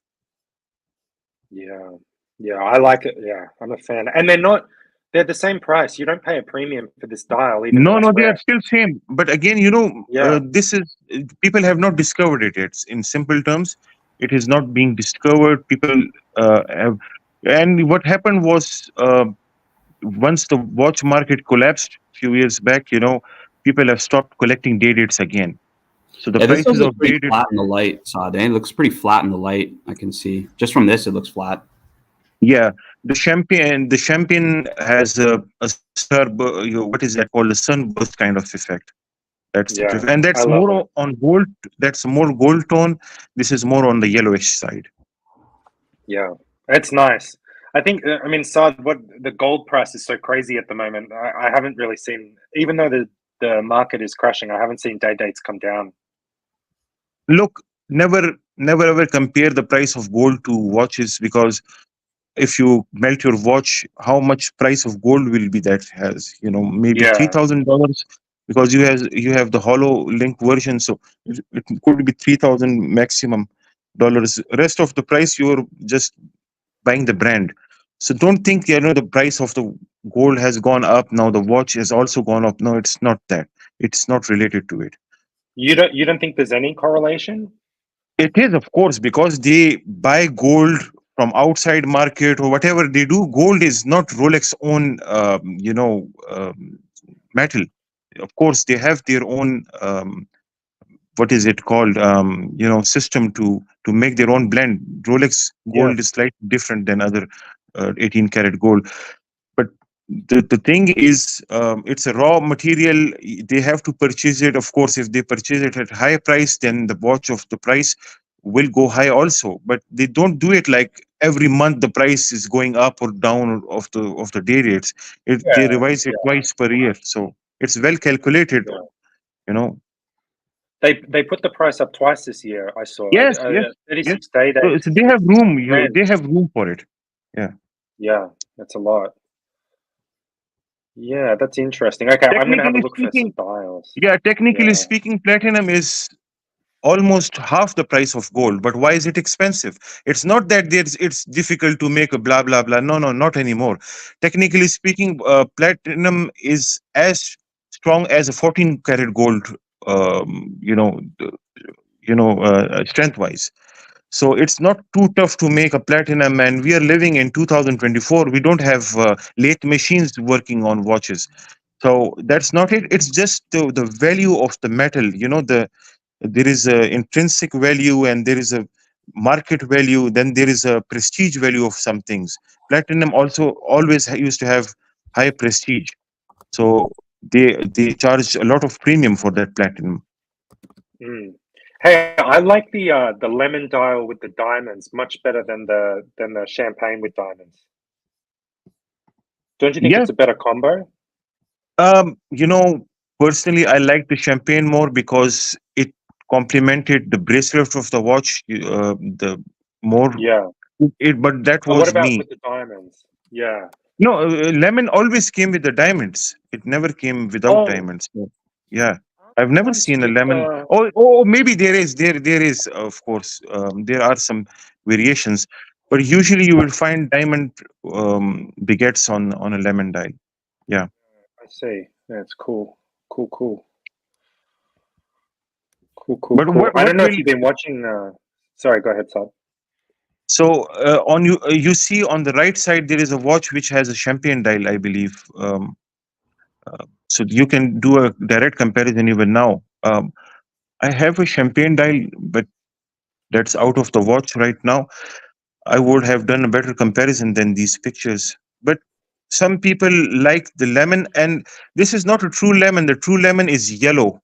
If you find a yellow dial on a day date, that's more of a special piece than this. Yeah. It's nice. We got a super chat. Who's controlling the thing? Oh, sorry. It's okay.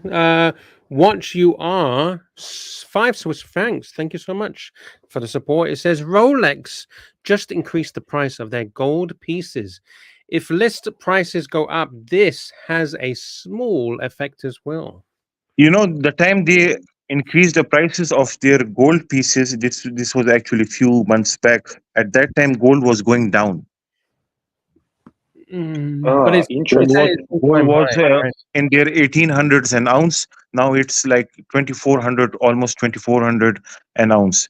So, so they revised the prices of day dates slightly. In different market, they do different calculations. Like in UK, they revised the prices few months back, but it wasn't done in other countries.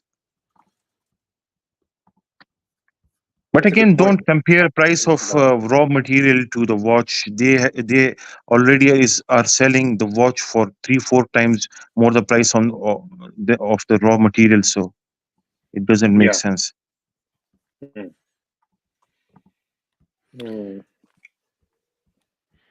I don't know if you've been watching the show, Saad. I got a Starbucks.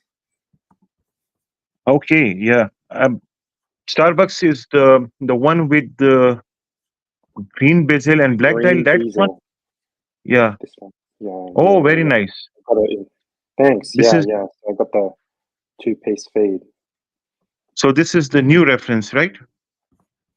Yes. Latest Yes. one. Yeah, I actually prefer this one, Jake, over the new one because you have the older green bezel. I like that It's one like better.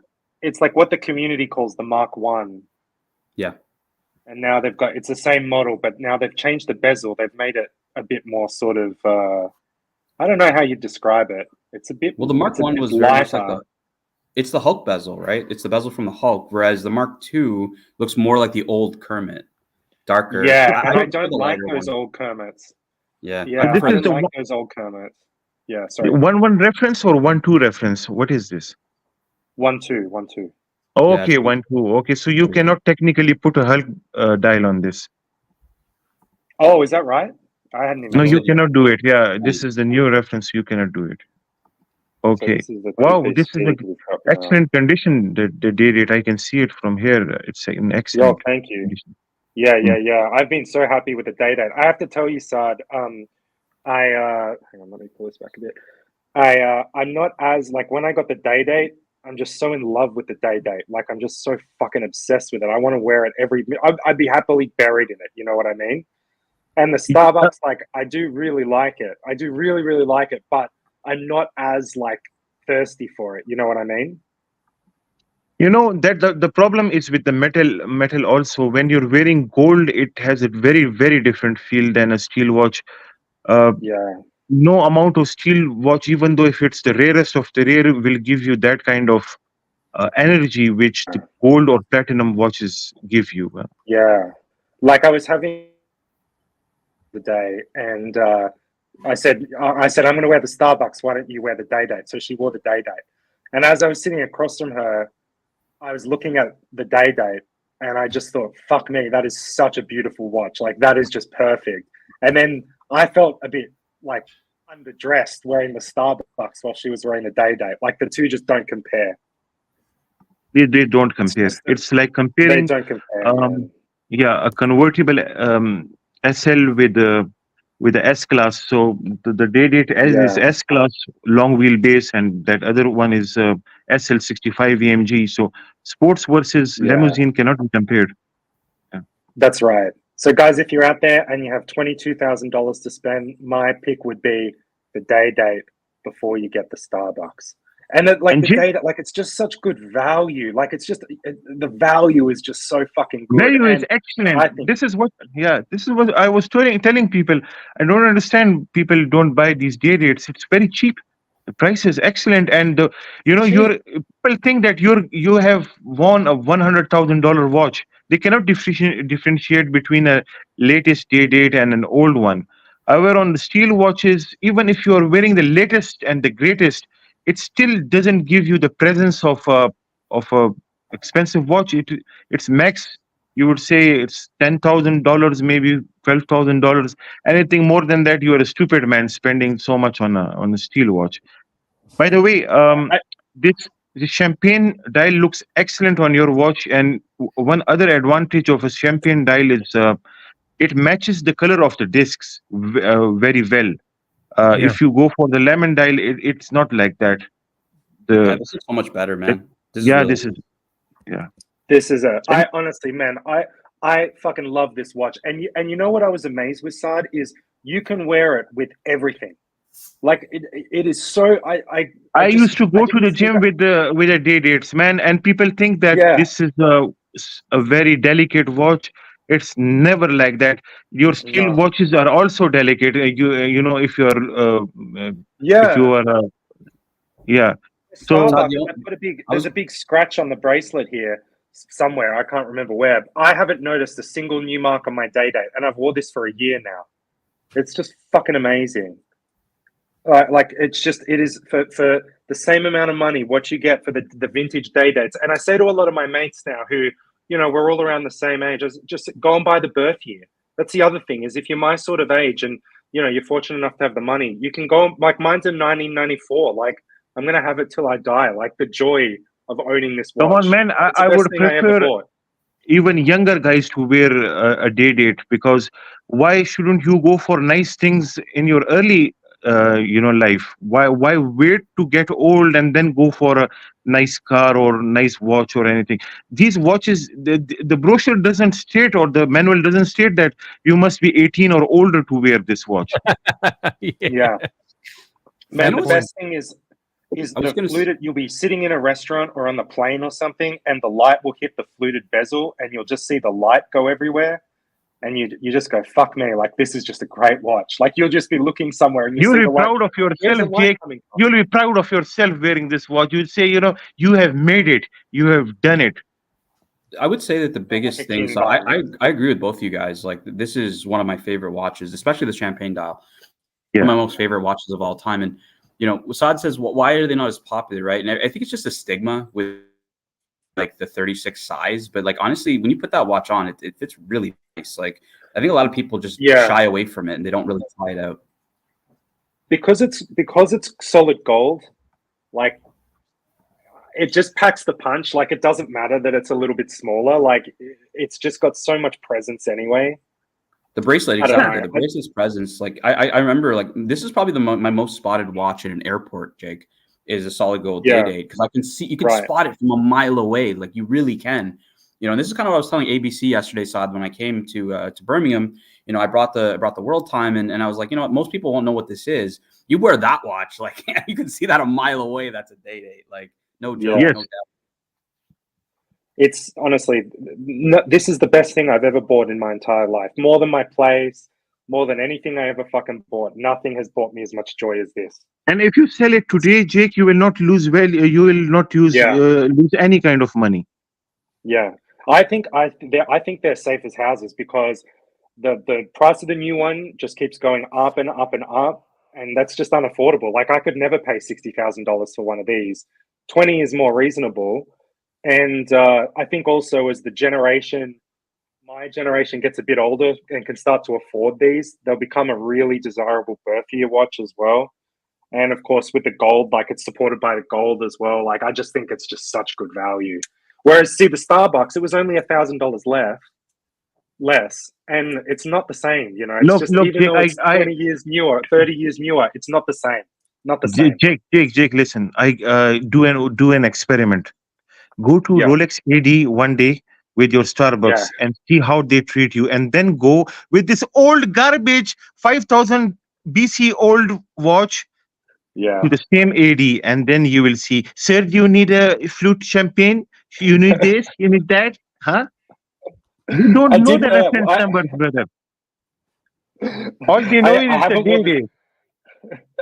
I haven't worn the Starbucks in there yet, but I did wear the day date in there. And like, if you wear a Starbucks, they will not even open door for you. They will say it's closed. But also with this, they know you're a serious collector, right? Like there's like a level of choice. It's a classic thing. It's a little bit older. It's not hyped, you know. So when I was at the AD, every person that walked past, all the different salespeople that walked past, they all stopped and started asking me about the day date. Not that it got me the fucking Starbucks that I want, mind you, but you know, they acknowledged it, which was nice. By the way, there's a super chat. CB. No, it's okay. $5. He says, Saad, please read my question in the chat. I think he's referring to this question. He says, CB, Saad, do you know you can tell the age of the bracelet from the letter stamped on the clasp? For instance, mine has an F. That means 1981. Yeah, CB, that's the only way one can find whether the bracelet is originally aligned with the head or not. What you do is you have serial number on the head. You write, if let's suppose that is S, okay, then you check out the clasp code. We call it clasp code. You check the clasp code. If it's, let's suppose the case number says it's 1995, and then you look at the clasp code, and if it also says, let's suppose if it's AB and AB means 1995, that means that the watch head and the bracelet, they are of the same, they are same, they are the same watch. It's not Frankenstein. Or some people, what they do is the head is of one watch, then to recondition the watch to make it look better, they look and go for another bracelet which is in good condition, then they swap that. And 99% of the people, they don't know whether the head is matching the bracelet ear wise, yes or no. We got a super chat from Madman, 10 Australian dollars. Thank you so much. He says, Lux, can you pull up the Chrono 24, search Rolex day date, choose Australia's location filter, choose 36 mil. Let's go shopping with Saad. Okay, I will do that. Sure. Give By me the a way, few- guys, I cannot see the chats, so excuse me for it, because I am on my mobile phone, and swapping, going from chats to StreamYard, it's very tough thing to do. Yeah. Hey, CB, because CB commented, if it's a 94, the clasp should have an S letter on it. It does have an S. So now you open the head and check out the serial number. If you have papers, just check out what's the serial number of the watch. If it's also from the 1994, then it's fine. Now I give you another aspect. Sometimes what happened was they used to make cases, and bracelet was 1 year or 2 year older. So this thing can also happen if there is a difference of 1 year between the bracelet and the head. No problem. If let's suppose if the case is of 1994 and the bracelet is of 1998, then there is some serious issue. It's mix and match. Yeah. I got mine from a super reputable place. I don't care. I was pretty confident. I don't care. Yeah, I know you got to check. I don't care. Yeah. I checked it all too, but I was very confident. All right, let's have a look. With our General Saad. Yes. Rolex day date, Australian pricing, and 36 mil. If there's anything of interest that you think is now, good Mr. deal- Madman, day dates always came in 36 millimeter. Now you have to tell us, you are looking for 5-digit reference number, 4-digit, or 6-digit. So, and even in 5-digit, there are two variations. So you have to either tell us your budget, or the 6-digit reference number was solid and linked. So that's the best purchase you can do. However, if you don't want to go for that one, then 18238, which was a double quick set, which means you can easily change the day and date through the crown. So that's another option for you. That's the second option. And the third option is 18038, which is a single quick set. Is your preference a 6-digit? Because my preference is always 6. Yeah, I like the 238 and the 038 just because of the variation that you can buy. Just with all the stone dials and everything. I don't know. In the 6 digits, was it same variation, or was there just as much, or what? Then listen, then don't share this with anybody. But rich people like you, they can special order even on the stick. I have personally seen 6-digit from the factory with a Stella dial. Now that's outstandingly impossible, because how can that be? That's a 4-digit reference numbers dial. But especially, I've seen coral dials on a 6-digit reference numbers. So if a person is like you, same status like you, 6-digit, no problem. I've got a good. Once you go through the super chat, I got a good story of somebody who's wealthy who got something created. Once you guys are done. Hey, Luxy, I think Madman wanted us to look at models in Australia. Oh yes, choose Australia as location. Yes. All right, that won't have thousands. That'll have 100 for us to look at, so it won't be so crazy. All right, filter, location. You're right. Thank you for pointing that out. Yeah, Australia, apply filters. Okay, here we go. Yes, we got 20 listings. Only is 20 that it? For a day date 36 in Australia. 20. Okay, now sort it from height low to high. Should we do this check or no? Yeah, I wonder. I don't know if that. There's got to be more than 20 listings, Luxy. Like, I'll do it just again. check I'll the start filter. again. I'll start again. Here we Yeah, go. just check the filter because we've like Madman's put up a new super chat as well. Okay, and He filter. says, can I read it out? Yeah, you can read it. Yeah, there's 20. There's just 20. Is that it? Fuck me dead. He says he's looking for something interesting. Price no issue. Lucky Madman. His preference is 6-digit, but condition is king. Saad, when did they become 6-digit? 99 or 2000? 2000, Then, right? 2000, year 2000. And those early that 2000 model, that's really good value, isn't it? Like they're around 30,000. That's not actually a good value because the problem with that was they had solid end links, new case, but the bracelet, the class was still of the 18238. So I would say go for the year 2003 onwards. They came with a revised class, a solid, more solid class, which could hold the weight of the newer bracelet better. 2003 onwards. Is that what you're saying? I don't think we're going to have many options here. Or Lex, you can look at anything which is available. We will just look at all right, there's only what 20 options we have. We'll have a look. Yeah, not a problem. Number one thing, never buy a day date without bracelet. It's like buying a Rolls Royce without leather electric heated and air conditioned seats. Okay, so no garbage strap. No only leather. We're not doing leather. Yeah. Now 18038 is not good value for money. Yeah, but there is a difference. The advantage of 18038 over 18238 is this comes with a fat case. If you notice, the 18038 used to have bigger case. You see? And I tell you how. Yes. Yeah. You see the lugs, these are fatter lugs than yours. Okay, number one. Yes, Also, they are. Also, yeah. Even from the side profile, it was thicker. So if you want a thicker watch, then go for the 18038. With the low, like, because it's an older watch, the power reserve isn't amazing. Even the double quick power reserve kind of on the 5 digits is not good. It's 48 maximum, but you get from 36 something like that. Yeah, on the newer I really version. think. You got to have the double quick set. Like it would just drive me nuts. Madman saying blue Barb Vignette. So Vignette is the ombre version. You see the one which has a blue dial, but it's getting darker on the sides. Yeah, I really like that. The Vignette. Yeah, this one. Yeah, that's the Vignette dial. So no, don't go for the Bark, brother. Bark is it's a dog. It's a dog of Rolex. You won't be able to sell it, and also it doesn't have that presence of polished center links. Yeah.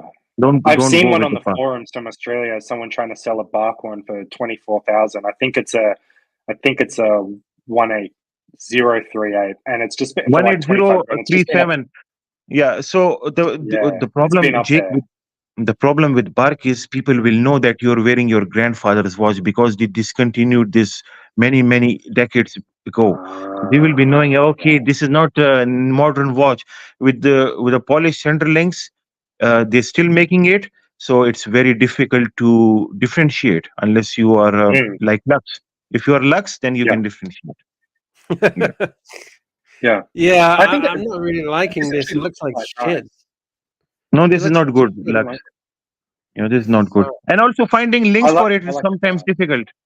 It looks like someone got a fucking a knife and just scratched indentations into it. This looks shit. Yeah, no, this is not right. How do they make it?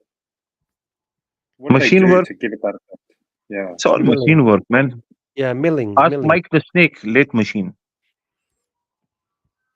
So now let's. Okay, we found the 48,000 is not even 6-digit, but it is 128238. You see the end links design is different.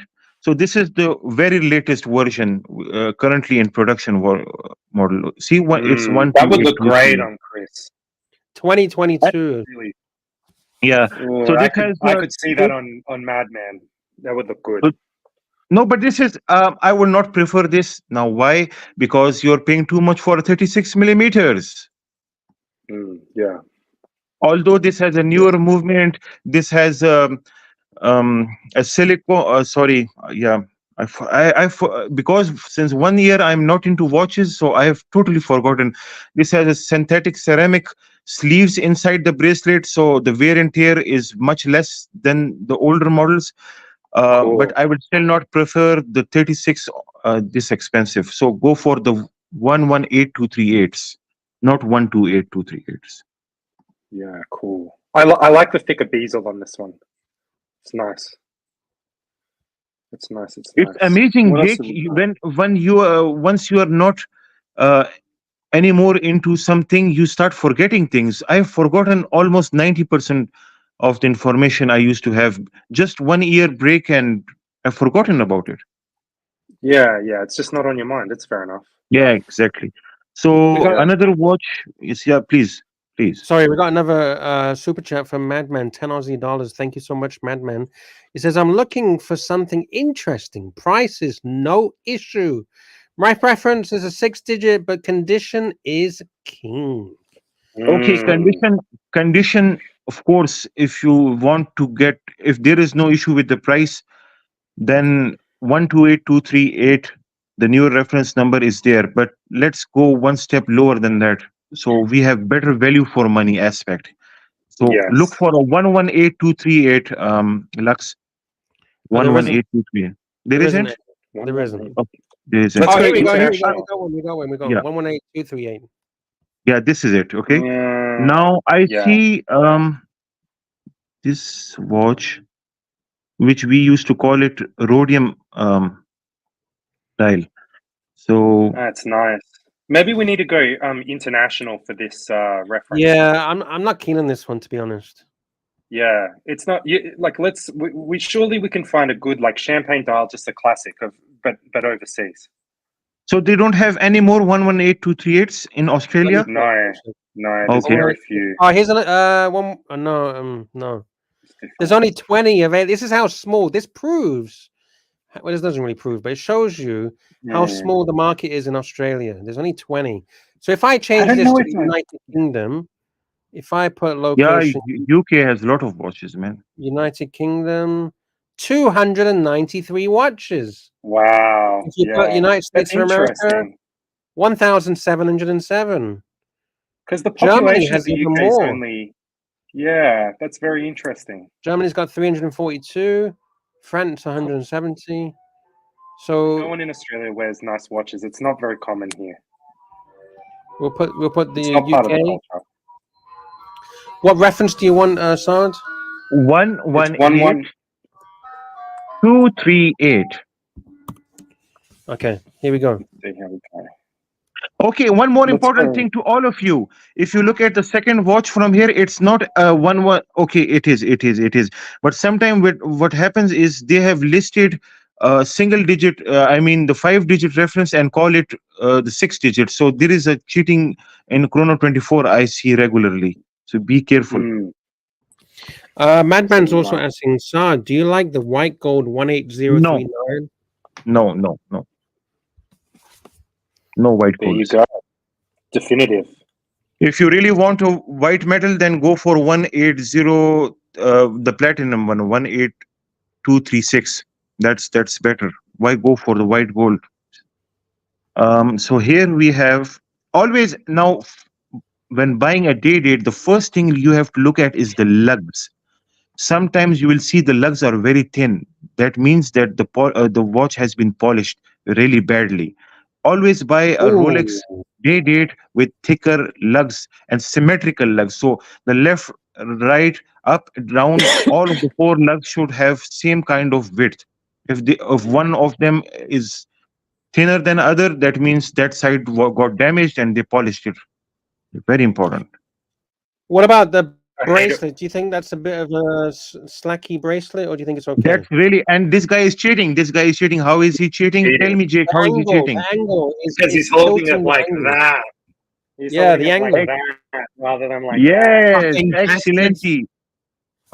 So this watch is a 70% condition, and a stupid guy will see it as a 90% just because he has tilted the head, so that Yes. the illusion is, yeah, this is a cheat. Remove this guy. Yeah. Off with his head. Otherwise, go like that. He's gone. He's gone. Done. Fuck that guy. I actually really like that watch, to be honest. On people's shit date just. People do that all the time on their shit at date just. Yeah, always look at how they have aligned. It should be 100% vertical. What about this one? The green dial. I have this one. I have green. Green is beautiful, but very expensive. Why? If you really like green, then it's fine. Oh, okay, the bracelet has stretch. Yeah. The other thing you've got to look out for, punters, is you can make the watch look like it has less stretch by removing some of the links. So they'll take a couple of links out, include the full 22 links, but because it's not the full bracelet, it carries a bit less stretch. Yeah. So you have to. You know one other trick they do. This is a small. This is the. But the problem with that is people understand that you have removed links. So that's an old trick. What new trick they do is they put some kind of grease, sticky grease, in between these pins, and for temporarily it looks stronger. Yeah, harder. Okay. Far out. But once you clean the watch, it becomes saggy like you, Jake. Saggy like me. It's like your balls have just dropped. So be careful, people they're extremely cheat here, man. Fuck. See, this is, you can't trust them, Lux. This knowledge here that you're receiving from Saad, from General Saad. By the way, this is all classified knowledge, and please don't share this with anybody. Only we guys are listening, right? Nobody else, right? It's worth millions, boys. It's worth millions. And knowledge from Jake as well, Lux. Sorry? So it's other models. Yeah. You have no knowledge, Jake. I know. Everything I know, I learned from you. When I bought my day date, believe me, I was listening to you, man. I really was. Your brother. I'm your brother, man. All right, let's test his knowledge. Let's test his knowledge. The date says the day says Domingo. What country is this dial from, Jakey? It's Spanish. Hey? From where? Spain. It's Spanish. Ah, no. Italiana. Nah, Domingo is Spanish, right? No, okay. I'm sorry. You know I came first in the state in geography when I was in year 12. Nobody cares. Madman, 5 Aussie. Sorry, super chats are important. You'll get me on watches, but you won't get me on geography. Madman, 5 Aussie dollars. Such passion. We've missed this side. This is gold. I love the green. I didn't know you had one. Very cool. Yeah, I didn't know you had one. I really like that. Green always have this green dial from the factory. It was priced same as a champagne dial. However, in the external market, green is difficult to get, rare to find. So you see there is huge premium on it. Let's go from high to low. Let's get the top of the top of the top. From most expensive to lowest, because this is a rich man's stream. Yes. Jake is rich. Yes. Lux is rich. CB is rich. Madman is rich. Every guy in the chat, they are rich people. So this is not for the poor people. We will talk only expensive stuff. No peasants to be. Okay. The first one is a blue. The one on the leftmost is a blue lapis dial with a very, very rare round cut diamonds. Very ultra rare to find. So this is a very expensive because this had or has a lapis dial, but not just a lapis dial with a round cut diamond. It is ultra difficult to find. Yeah, but I don't like those round cut diamonds. I also don't, but this is the way it is, man. It is. Yeah. That's why it's rare. I thought nobody's buying this shit. We better stop producing them. CB, $5. Thank you so much, CB, for supporting. Stretched bracelets can be easily but costly restored. They're they do the trunnions, it will be as tight as new. Look, They redo the trunnions. of course, they do it. One easiest way they do is just to add fatter pins. Okay, but the first thing that happens is the pins. It is continuously grinding with the internal links, is the whole of the links. So always, the gap increases after some time. So they install fatter pins. Next thing they do is just fill the holes.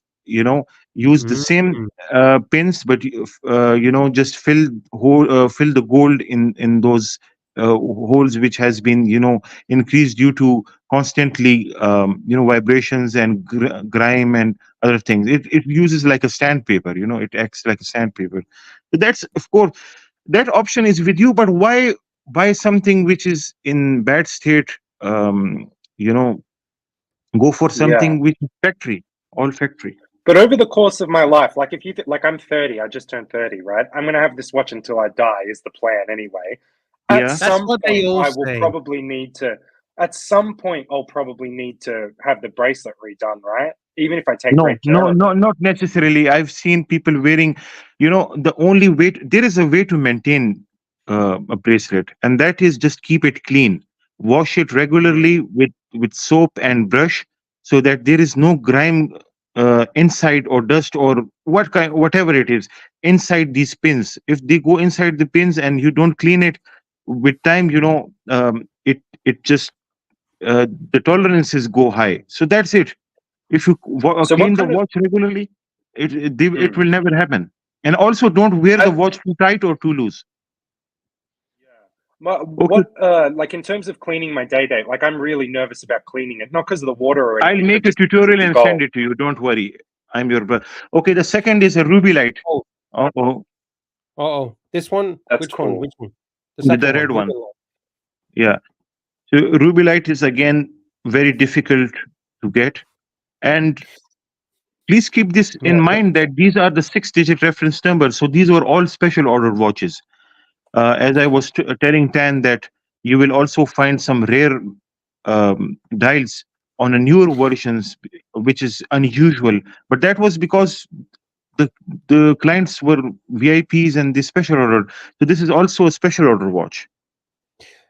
Sarge, it's beautiful. If you was a man, or you are a man.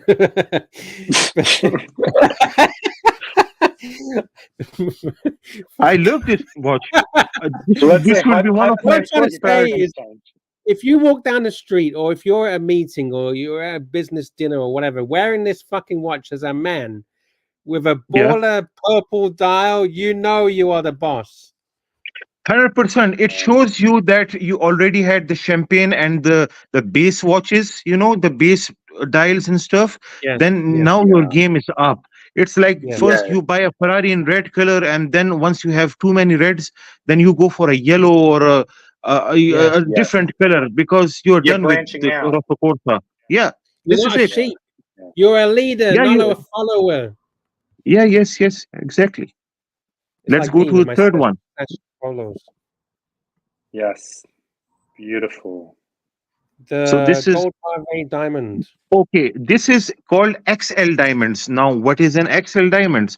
These used to come with two types of dials. One was small crust of dials, and other was big pave XL dials. So if you look closely, this watch is entirely made from 750 gold. This dial is made from solid gold. It's not the base metal is not brass or anything.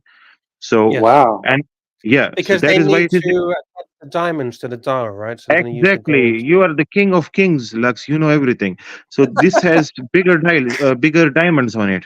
So this is called XL pave dial, XL pave diamond dial, and it has, of course, rubies on it. There's something I like less about the dials where they have to have like the Rolex plate. Oh wow, look at that. Okay, I fucking take it back. That's stunning. This is one of my favorites. favorites. The Rolex plate was very beautiful, Jakey. The Rolex only date written on and Rolex written on the dial. That looks really beautiful. Yeah, I've always liked the plates a bit less, but fuck, this watch is nice. That is Yeah. that is so nice. Chris, It's Magnum, buy this beautiful. one. I love the How much blood is this red one? rubies as well. It's so nice. Jesus. Would you reckon these are watch. from Myanmar, Saad? Would these be Burmese blood red rubies? Look, they Pigeon red? use best of the best in the world. Okay, so it could be Burmese and diamond. They don't compromise on the stones. So and Jake, you understand the way it will reflect when in proper lighting conditions. This is like a barakat chandelier. Baccarat chandelier. So this is the best in the Yes. world. Yeah. This And you We see, have a one very more thing really important to just tell you is that just because it has so many diamonds on the dial, they had to put a black line on the hands so that there is a contrast between the. Yeah, so these are intelligent people. It's not like Yes. Marcelo. They're not like Marcelo. Yeah. If this was Hublot or fucking Richard Mille, they wouldn't give a fuck. They don't care about taking the time. Right? Yeah, exactly. We got a this CB, is $5. unbelievable. $5 CB super chat. Thank you, CB. And your name is at the bottom of the screen saying thank you to everybody who super chatted. I restore the bracelet to maintain intact the DNA. What does this mean? It means he collects DNA from the past owners, finds where the money's hidden, buried under the trees. I don't know what he means. Yeah. This is What how he much means is this is. bad boy? Sorry. Sorry, there's a bit of a delay. I don't mean to interrupt you. Sorry. So I think what he means is he keeps the watches in excellent condition. So if the bracelet wears, so he fixes it on time so that it matches the case and everything is intact. Yeah, The he wants it to DNA be is intact. original, factory original, how it was when it was made, right? But I see. it will be rare for CB to restore the bracelet because he has got so many watches. I mean, even if you use one watch your entire life, and if you keep on cleaning it and maintaining it, I don't think it will have that kind of stretch. So you have to maintain it. Or anything. I think that watch at 90,000 Aussie is actually pretty good value. Yeah, these are Australian prices. So if you want them in British pounds, value. you're pretty much starving. What do you think about that in terms of value? Look, value is something that it depends upon person to person. Now, to be honest, the green dial we were talking about, value wise, it should be not that expensive. It's just a colored dial. It's green, but it has become a collector's item. So it depends upon you. If you really like the ruby light, or you like this XL diamond pavé, or you want to pay anything higher than its original value, then it's up to you. So I'm not too keen on the black one here. Now the black one was a very ordinary dial. Have you these regular champagne dials? This was actually the black version of it, but with 2 rubies instead of baguette diamonds. So now this is not good value for money, Jake. If you ask me, this is not good value for money because this is a terribly ordinary dial. Yeah, so you should never go for something like this. Yeah, and it's expensive. What's with the green? Is that a sticker or something? These green stickers means that it was recently serviced by Rolex. They put these protective stickers on watches. Oh, okay. Oh, I think you reckon that bracelet's a bit shit. Difficult to say from here. Yeah, it doesn't have to be perfect, but yeah, it doesn't have to. Yeah, it is gold, and in these times they didn't have ceramic sleeves inside, so the stretch, there has to be some kind of stretch naturally. I've seen people, Sad, who put their day-date bracelets in the safe and then put on aftermarket bracelets to preserve the bracelet. I think that's pretty sad. Yeah, they should then once they die, then the bracelet, they should take the bracelet with them to another world. Yeah, that's right. Yeah. By the way, Madman is looking out for one of these, and if anyone's in Australia has got any connections, got any dealer friends, reach out to them if you can and see if there's anything available, because Madman is looking. So as a community, is a sort of, we can help each other, right? As a community. Yeah, and Madman he's a great guy, and a day date is the sort of thing I would be a little bit cautious just buying it on the forums unless it was someone you really trusted. I just think it's a lot of money. I mean, they're all a lot of money, but there's just so many things that can be off about them, you know. It's about all watches, Jake. To be honest with you, steel watches are more complicated when it comes to authenticity. You think now, so? this is very difficult to know whether it's original or not. I will make a presentation for that. It's very important. Now, this is an enamel dial. Actually, you see the green. This is enamel. This is not just. I'm not keen. I'm not keen. Yeah. No, we don't like it. It's done, and we don't like the Arabic numerals on it. It doesn't look nice. Yeah, it's too big. It's too bold. It's too. No. This is not okay. Yeah, and always never go for a concentric dial. This is concentric. By that I mean. I remember you taught me about the concentric dial, the inner circle, the inner ring, and the outer ring. The inner ring. What it does is, what does it do? Also tell me that what is the disadvantage of a concentric dial? It makes the watch look smaller. On the inner ring. The inner ring, your all focus comes to the inner ring, and it makes the watch look smaller. Yes. Thank you, Teacher Saad. I always remember when you teach me. I welcome you. Super chat CB, $5 in the 90s. I was wearing a couple of dates every day, and they stretched. I used them as beaters, went diving with them as well. Yeah, that was 90s. In the 90s, there is a chance you might have the 18238s, which Jake has now. Or maybe that watch that you had is now worn by Jake. Maybe that's also the case. Okay. So the 18238s, again, they were hollow end links, easily stretchable. So this is ammonia dial. Ammonia. I love this. Ammonite. Yeah, it's nice. But the only thing I'm not too keen on is the 6 and 9. Yeah, they did this on the modern watches, or even on the Onyx. What? And you know how they can make this perfect?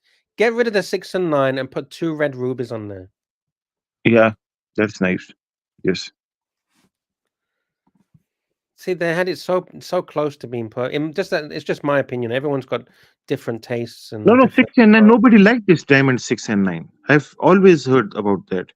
The problem with the 6 and 9. Yeah, they came with the Onyx on the date just also, and other pieces. Nobody liked it because of the 6 and 9. But that dial, I love that dial. Yeah. Man, look at that. 77,000 Australian dollars, which is about 38,000 British pounds. Do you think it's expensive? I personally think there's better options for that money. I would say you have a lot of other choices if you have that kind of money to spend on a watch. This is what I would say. Now again, we have a lapis, but with 6 and 9 with diamonds. It is some people like it, some people don't. Is it bark or is it just a bad photo? No. The 6 digit never came with bark. They got finished with the 5 digits. Yeah. Good. So we'll get rid of that one, and then we'll get rid of this one. Yeah. I didn't like that one with the numerals. What about the cognac? Do you like the cognac? The cognac, again, it was more famous with the straps. I forgot the reference numbers, but these were usually mostly liked by people. They came with the day dates with the straps from the factory, so the color of the dial matched with the with the strap. So I don't think this looks that good on a bracelet. And you know another problem, Sard? You see Yeah, the bezel, the fluted bezel, it looks very smooth. yeah, I think because my I don't know, maybe resolution. it's my eye. Yeah, it could be photographs. But just Yeah, I because don't know. yeah, I have a small screen, so cannot see it properly. But that can be a possibility. Yeah, Yes. who knows? Alright, let's go back. Oh, look at I that. like the Rare green a lot. Tahiti. You like this Tahitian. Tahiti? Tahitians were basically black mother of pearls. There are two main kind. One is white mother of pearl, which is called MOP, mother of pearl, and then there is a black mother of pearl, which is actually Tahitian dial. So this is a Tahitian mother of pearl. Wow, look at that. Yeah, they this Kind also of looks came like an on the oil slick. Daytona. Hmm. Looks like an oil slick, right? Kind of look like an oil and Yeah, something like that. Yes, you're right. You're right. The rainbow effect is like that. It's Tahitian. I don't know why is it Tahiti. I love it when you say you're right. You're right. Some reason it's just amazing hearing Sard. You're always right. No. You're always right, Sard. No. You're always right. The rest of What them about are meteor? again now. Sorry? Meteorite, yeah. Meteorite is good. Yeah. I Meteorite love came the with meteorite. teardrop. Yeah. The meteorite is yeah. Jakey, do you like the meteorite? Yeah, I like this one. Yeah, it's nice. Beautiful. Man, This I looks love like when a it's pre. Yeah, I was right. So what? How did I detect that this was a early 2000s watch? Even before looking at the class, is you see the disc, the color of the discs. You know, the where Monday, Tuesday is written, and also the day date. I Yes. mean, this is yellowish in tone. So this means Yes. that this is early 2000s till mid 2000s. On the later versions, the disc color changed to white.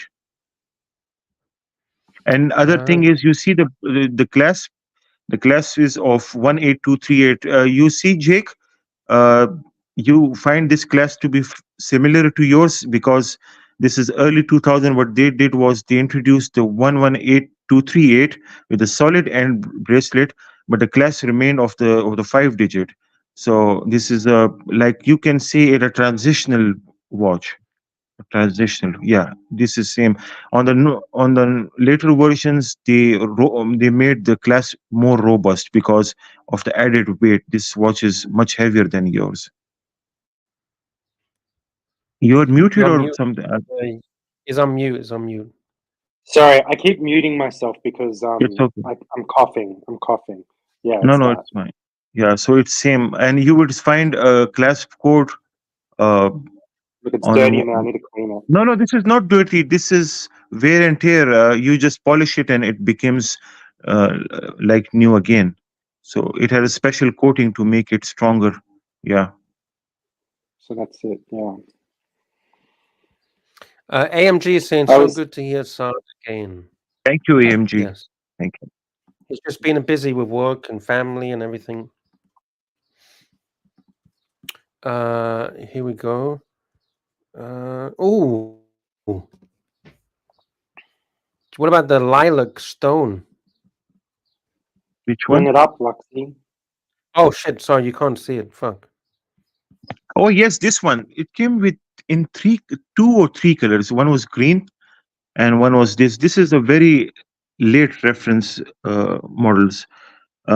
Never liked by anybody, to be honest with you. Nobody liked it. It came in green color and this one, and also I think reddish something. Yeah. What about the ladies? Would the ladies not like it? It was not highly sought after dial. Okay. Never very famous. Some of the Rolex dials did really bad in market. Yeah.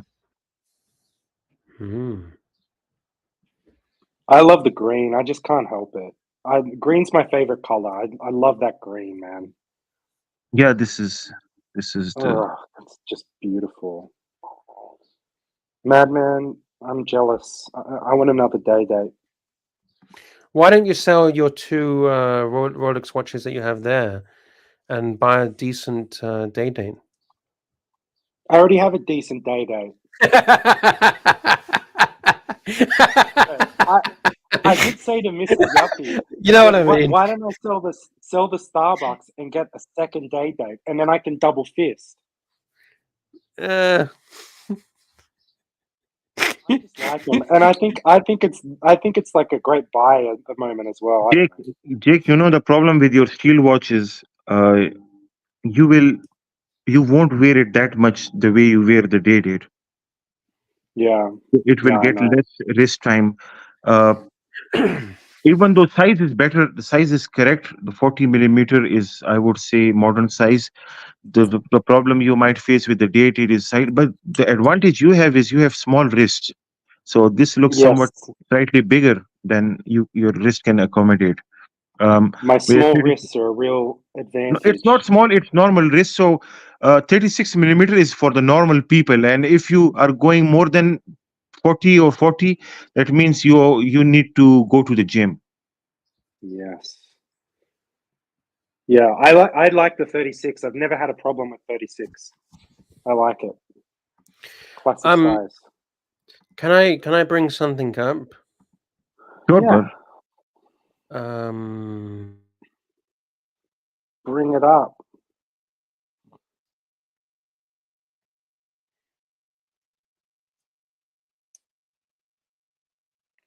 You always bring the best watch talk, Saad. Always.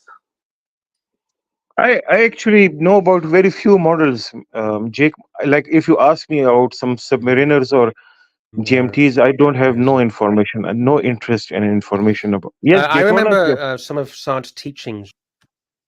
Sorry, my internet's shit. I'm back. Yes, we can hear. I remember Saad, some of your teachings, and you were saying to me that I should look at dials if I want to put some investing to invest into dials and bracelets and parts. That's a good way of investing if I wanted to. And there is a reason behind it. One of the issues I have. Yeah. Yes. The reason behind it was back back in the 2000s. What they used to do is they used to give you the replacement part that you had swapped. Let's suppose if you have a champagne dial day date and you want a green one, let's say they change they swap the dial for you, but they will not give you back the champagne one, the one that came originally with your watch. So that is why in the aftermarket, after every passing day, the parts are getting lesser and lesser because there is no source to get another part. So eventually, what will happen is people, and I asked this from some watchmakers, and they tell me that now it's very difficult for them to service watches because let's suppose there is a balance wheel problem and you have to replace it, then they won't be able to source the parts the way they used to. So that was the reason. And other was, it is less investment. It is not that you're buying the entire watch. It's a few $100 worth of investment. You bought dials, you bought bracelet or links or any other part which is high in demand. You can store it and post it on Chrono 24 or wherever you want to, and you can make a profit out of it. So the problem is for a person that's not as knowledgeable as yourself, these are all fake. All these dials are all fake. Fake. Yeah, I can see these are aftermarket. Yes. Yeah. Now, I tell you a problem which I face actually these days is that the fake or the aftermarket has become so perfect that it's next to impossible to find whether the dial you are buying is original or not. And why I say is this, because Rolex dial itself is not perfect. Rolex watches if you look it Especially closely, vintage, right? Especially the vintage. vintage are very poorly made compared to new versions. Because they It didn't looks have the almost as technology as they do replicas. today. Yeah, they Yeah. didn't have technologies. We cannot blame them for that. But I will never suggest you to ever opt for vintage watches or parts. It's very easy to Frankenstein it, and there is very less information about it in the market. So even sometimes Rolex cannot service the watch for you or authenticate it. And here, look at this. They're also making solid gold clasps. They're also making solid gold cases. All hodgepodgery from China. Look at that. Solid gold. Crimes against Crazy, right? horology should be brought to the ICC. We got a couple of super chats. We got Madman, $5 Aussie. Thank you so much. He says, Sard, if I'm leaning towards a green 36 mil, should I just get a new one at retail? 36 mil green I can get. 40 mil green is a lot harder. 36 suits me. Okay, if 36 suits you, then don't waste your time on getting a 40 millimeter. You really buy watches for yourself. So go for the green. They have lots of variations on the 36. Also on the 40, of course, the new 2024 release was mostly green dials on the day dates. So you can go for it new. Don't just then buy a used watch. Just get a new green version. If you like the diamonds, go for the diamonds one. No. By the way, one thing I want to just bring to your notice is that tungsten almost weighs same as gold, right? So what people used to do, Lux, was back in the day, they used to tell you that you cannot replicate a gold watch because weight of the gold is higher than steel. So that was the one main issue with the gold watch or replica gold watch. When you had it in your hands or weigh, there was a significant difference between a solid gold watch and a steel watch or steel watch Yes. plated on gold. Now the problem is they are using tungsten. Tungsten, they are Yes. making watches from tungsten. The case or whatever you have shown me just now may be made Yes. from tungsten also. So tungsten Yes. almost weighs same as gold. So they It's what the they do is closest density, right? It's the closest exactly. density. So to gold. closest density to gold. So they gold plate it or they roll gold on the tungsten, and that makes it even harder to find out whether the watch is all gold or it's uh, a replica watch. So it's tough. It's tough. Exactly. CB super chat. Thank you so much. CB $10. He says, "Day date by Sard is always a pleasure. I'm a huge fan of the day date. I'm waiting on the chameleon dial for my wife. She also is a big fan of the day date. Hope you will do many more. Thank you, Sard." You're always welcome, CV. Always welcome. Thank you. And we got another super chat. Angelic Slayer, $3 Australian. Thank you, Angelic. He says, "Thanks for the fantastic watch talk, guys." I think he's talking about the carnelian, which came recently, a few years back. It's stone dial in orange color. They came with aventurine, carnelian, and few other dials. So it's a beautiful dial. It's like you can say the newer version of coral dial. It looks like coral dial. I will bring it up. Oh, yeah, carnelian. Yeah, it's 118238 carnelian. Get this one. Yeah, look at that. Beautiful. I'm just not keen in the Roman numerals. The newer versions come with the even if you want to buy a malachite dial, you want to buy a lapis dial, the newer version, they all have Roman numerals on them. They're still producing malachite, by the way. Malachite, lapis, carnelian, aventurine, mother of pearl. Every kind of dial is still in production. The important ones. We have a message from Madman. It says, "Thanks, Sard. Good practical advice. Always appreciated. Cheers." Most welcome, madman. Most welcome. I'm updating the banner to Angelic Slayer. Yeah. Madman, is your Daytona a two-tone? Because this Maserati blue also came rarely on the all-gold version too. 1162. I forgot the references. Come on, man. I don't even remember the reference numbers of my watches now. So this I'm pretty sure it's Maserati blue. two-tone. Yeah, it's a two-tone. Okay. Yeah.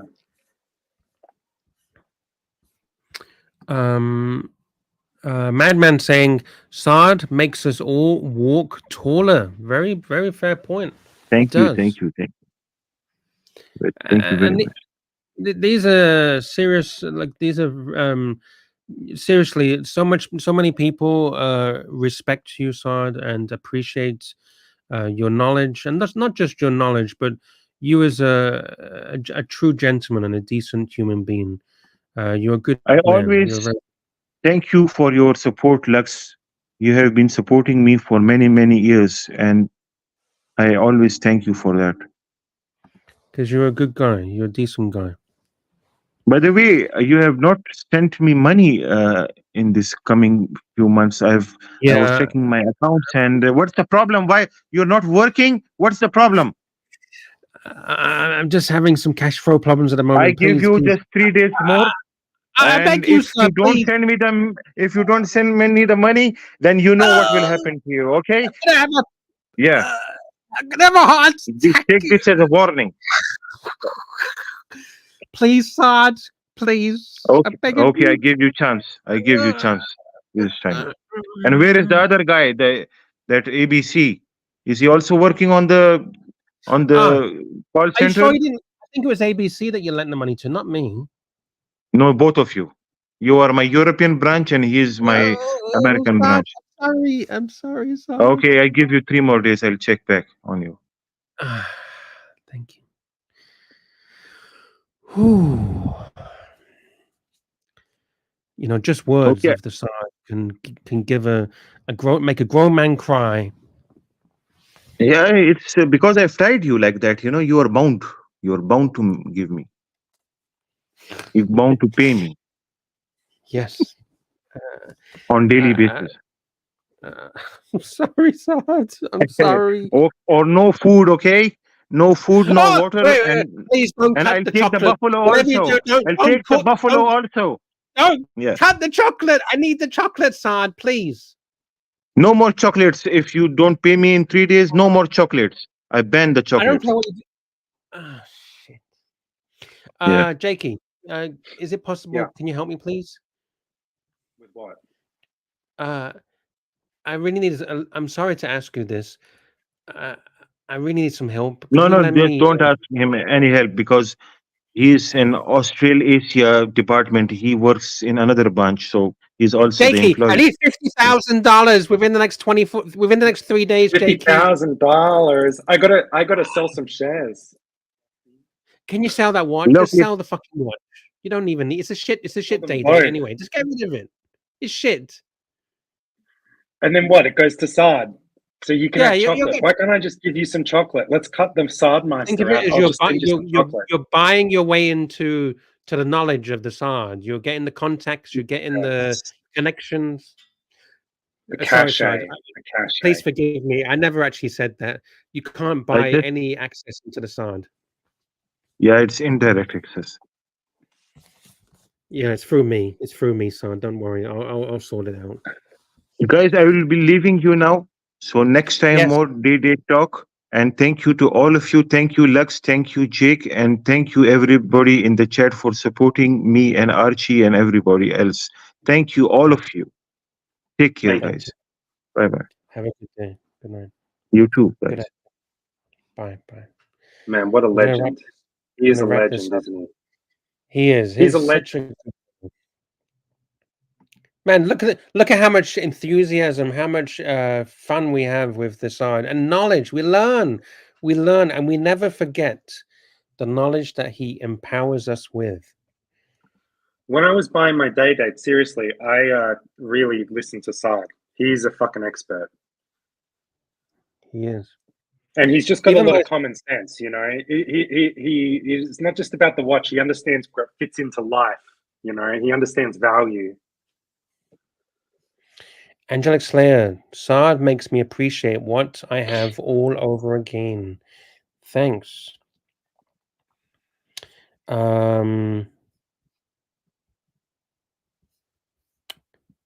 David, welcome back, Sard. He never went anywhere. Just busy man. Frank Cannon, Sard is the man. He is. He's the man. A lot of super chats tonight, Luxy. Big show. Yes. A lot of super chats. Yes, because we had some big panelists. We had the Tan, the man. We had Sard. We had the Archibald. What more could we ask for? Most importantly, we had you, Luxy. I'm just but even more importantly than that, we had me. Yes, we had the Jake the Yuppie. I see all these super chats with Jake's name on them. It's absolutely amazing. That's right. Let's read them all out. It's not, I'm Mike the Snake's level. How many super chats have got the word Mikey on them? Let's have a look. Thank you to JB. JB, member for 18 months. Thank you. Plastering Force. Thank you for the very kind support. For £2 Dodger. Oh, yes. Drop the PayPal for more food for the Big Brother house. If you guys want to help support the Big Brother house in London with some supplies, whether it's cleaning supplies, toilet cleaner, chocolate, ice cream for the Archibald, you can PayPal archieluxury72@gmail.com. We got $2 from OS Gaza. Thank you so much. We got JB, €20. Thank you for the support, JB. Nelson Oliveira, 100 Canadian dollars. Big support. It says, glad to see you guys in the house. Enjoy London, and we need a pic of everyone at the palace with King Charles. We will see what we can do. We need to make some phone calls. We got the Sard is going to make some phone calls and see if we can get that happening. What you are, 5 Swiss francs. Thank you so much for the support. CB, $5. Thank you. Madman, thank you. I hope you enjoyed it. 10 Aussie dollars. Thank you, Madman. It was good. Another 10 Aussie dollars from Madman. Another $5 from Madman. CB, $5 US. Thank you, CB, for the support. Another $5 and another $5 from CB. Madman, 5 Aussie dollars. CB, $10 US. And last but not least, Angelic Slayer, $3 Australian. Thank you. Thanks for the fantastic watch talk, guys. It wouldn't have been possible without the Sard. All right, boys, we'll wrap it up. Archibald will not be on the main show tomorrow, tonight, whatever time zone you're in. The next main show, Archibald, unfortunately, is having to go to his son's funeral, as I'm sure everybody's aware of that. So he's going to take, after that, he's going to be traveling on his way to London. So I will help with the main show. If anyone in the chat is listening and they want to help as well, if we can get as many people to jump on and have a good time to support the Archie Luxury channel, and it supports Archie, supports everybody that loves the Archieverse. So we'll try our best. Archie said to me, even if it's just an hour show, whatever we can do, as long as we do something to try to help the show and help the keep punters. Things going. You know what I mean? Yeah, keep going. That's the thing. It's the continuity of it. Yes, exactly. Yeah. So thank you all. Much love, much respect. Thank you, Lux. Thank you. Thank you. See you on next show. See you later, boys. Let's find an outro. Let me find something different. Let's have a look. How about this one? I mean, look, let's be honest there. Man in suit. Man with classic Bauhaus design dress watch. Fucking cunt. Fucking cunt doesn't even do up. What a fucking bitch. An absolute fucking bitch of a shitter. Look at that. You look like